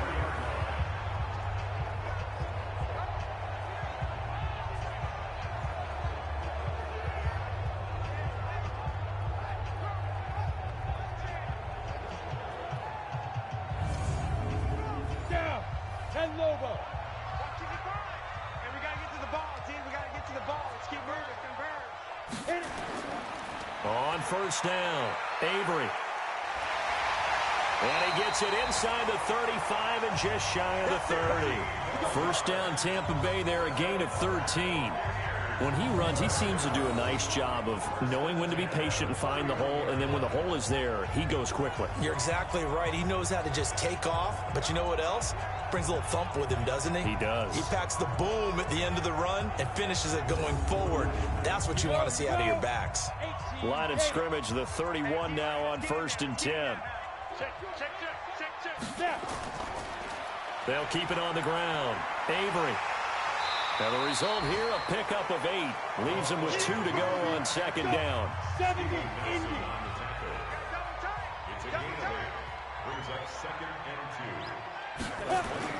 Off play action. Hanley. That's complete to the tight end Sample. And they'll bring him down at the 18-yard line.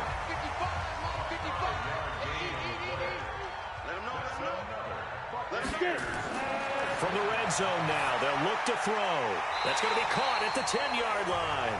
And he gets this inside the 10 to the 9. It's also a gain of 9. Give him 9 there on the first down completion. He's padding his already great numbers here in overtime. More importantly, though, moving his guys downfield. And I think that's exactly what's going through his head right now. Moving them downfield, putting them in a position to win the game. The stats, that's for the fantasy guys. I know they're enjoying that show. That play was well covered, just tried to check it down. Unfortunately, not able to find any yardage on that one.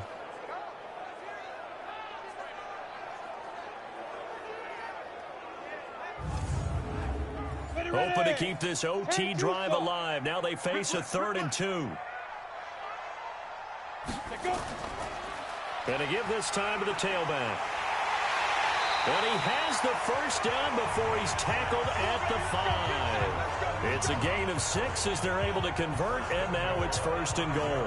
And I know you with every carry, especially in overtime, you're just saying, if you're that ball carrier, hold on to the football. Hold on to it, protect it, but not necessarily settle it, because you're trying to get to the end zone. You're trying to end the game right here. And I know the defensive guys poking, clawing, raking, trying to knock the ball free and protect their end zone. Yeah, like you alluded to, especially this part of the field. And they'll turn to the power game to try to get in. And he will push his way forward down to about the 3-yard line. It's a gain of a couple, and it'll be 2nd and goal. Stepping up, he's going to keep it. He'll get 2 on the keeper, but it becomes now a 3rd down. Another chance to maybe end it right here. This is 3rd and goal. They'll try to run this one in. Boy, no chance as he was met and dropped behind the line there. He loses 4, and it brings up 4th.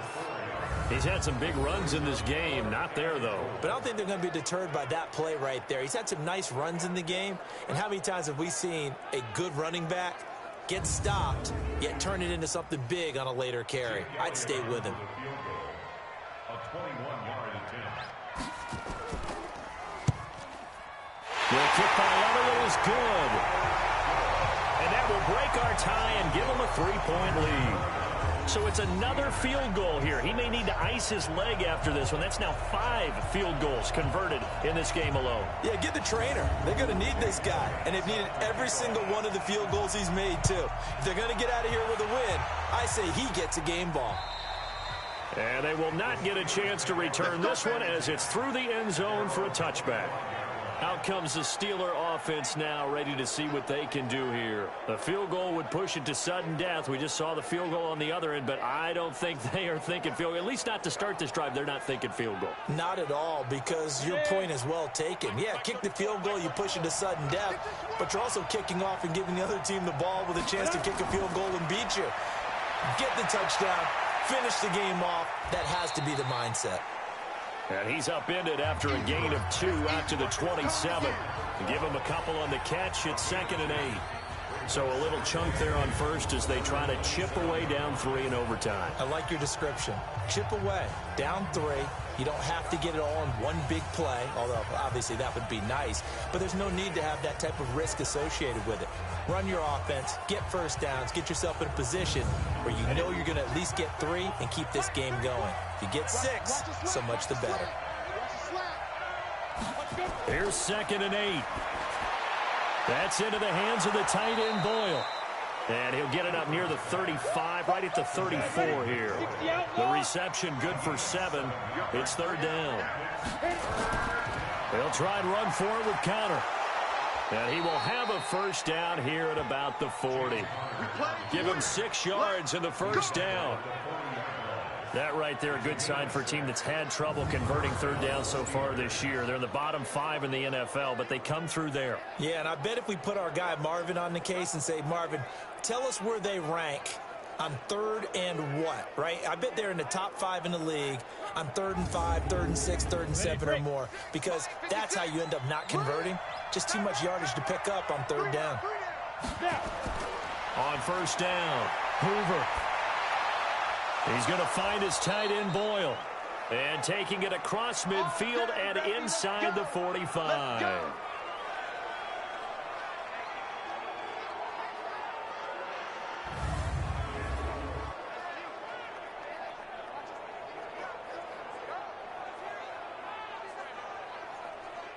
So from Buccaneer territory now, it's 1st and 10 at the 43.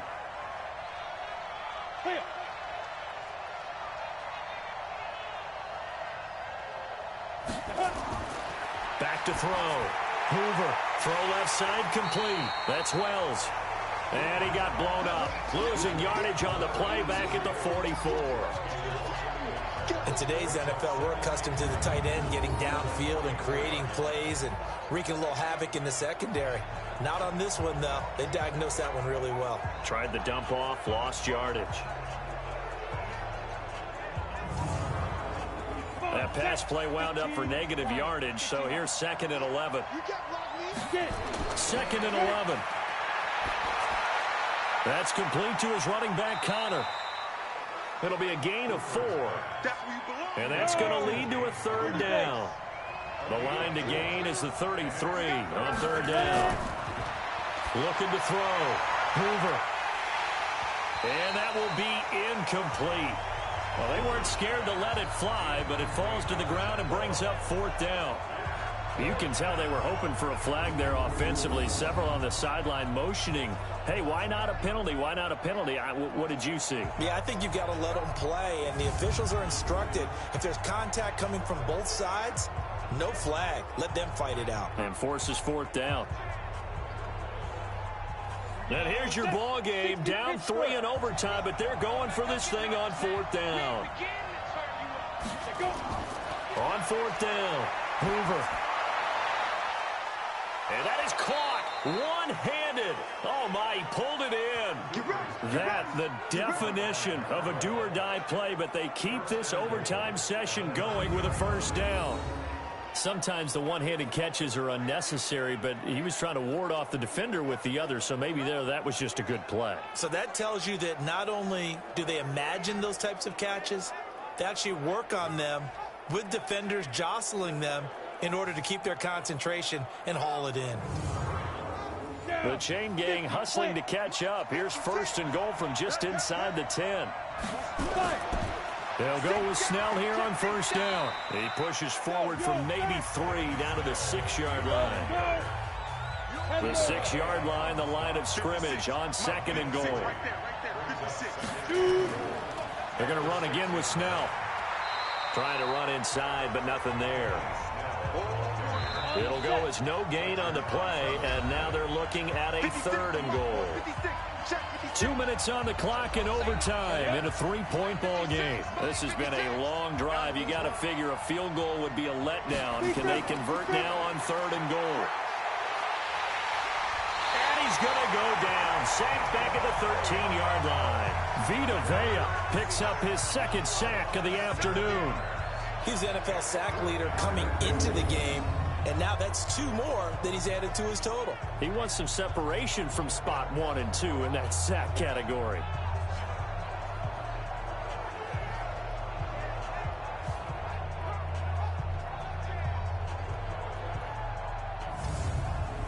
So on 4th down, out trots the kicker in a big spot here. Now the Buccaneers go ahead and take another timeout.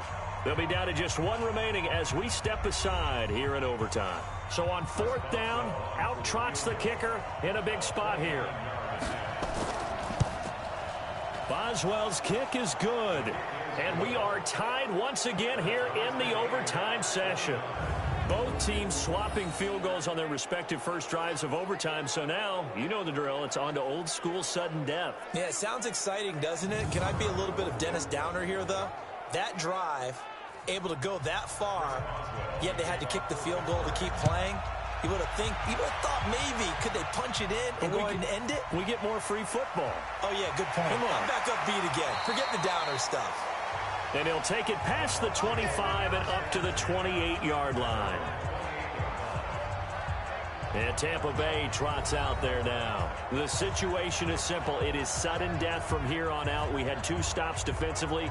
The next score, whatever it is, wins this game. I can't wait to see how the defense decides to play this, because knowing that the next point you give up lose the game for you, I expect them to be more aggressive, not just play a normal situational defense, but go after them, attack them a little bit, because otherwise the offense is just trying to find their way to get downfield and kick a field goal. Don't sit back and wait for them to make their plays. I think the defense needs to go after them. Charles Davis says maybe they go aggressive.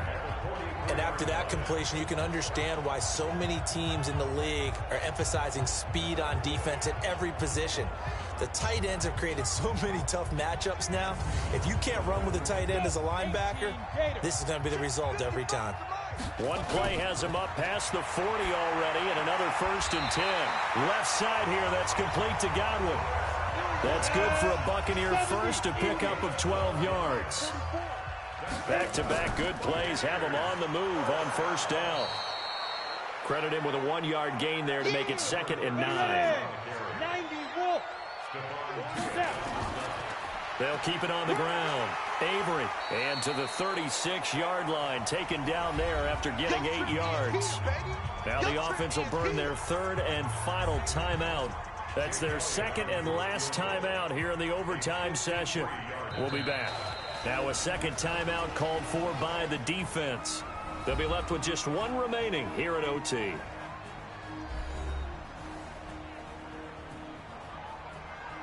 Right now, everything resting on the right foot of Jake Elliott. This to win it in overtime. And he got it. The kick is good in overtime. He's able to split the uprights. And with that, they will move out in front by 3. Now remember, this one is not over, but with the time running short here in this overtime, that could very well be the game winner. Yeah, remember now, the other team does get a possession, but when the clock runs out, that's it. So that was a well-calculated drive to use up the majority of the clock and leave your opponent with little to no time left. We were just treated to an absolute dandy in this one. A great finish in overtime with a long field goal. Everybody, including us, on the edge of their seats. Quite a game. And it's rare that you get a game into overtime that it doesn't turn out to be a dandy, right? That's what we saw here. And just what you were talking about, a long field goal to win it. So definitely not a gimme. So there was tension all the way through until the ball went through the post. But it did go through the post. Ice water was in his veins. So for the Buccaneers, it's a very important win as they move to 9-4 now on the year. And they will hit the road.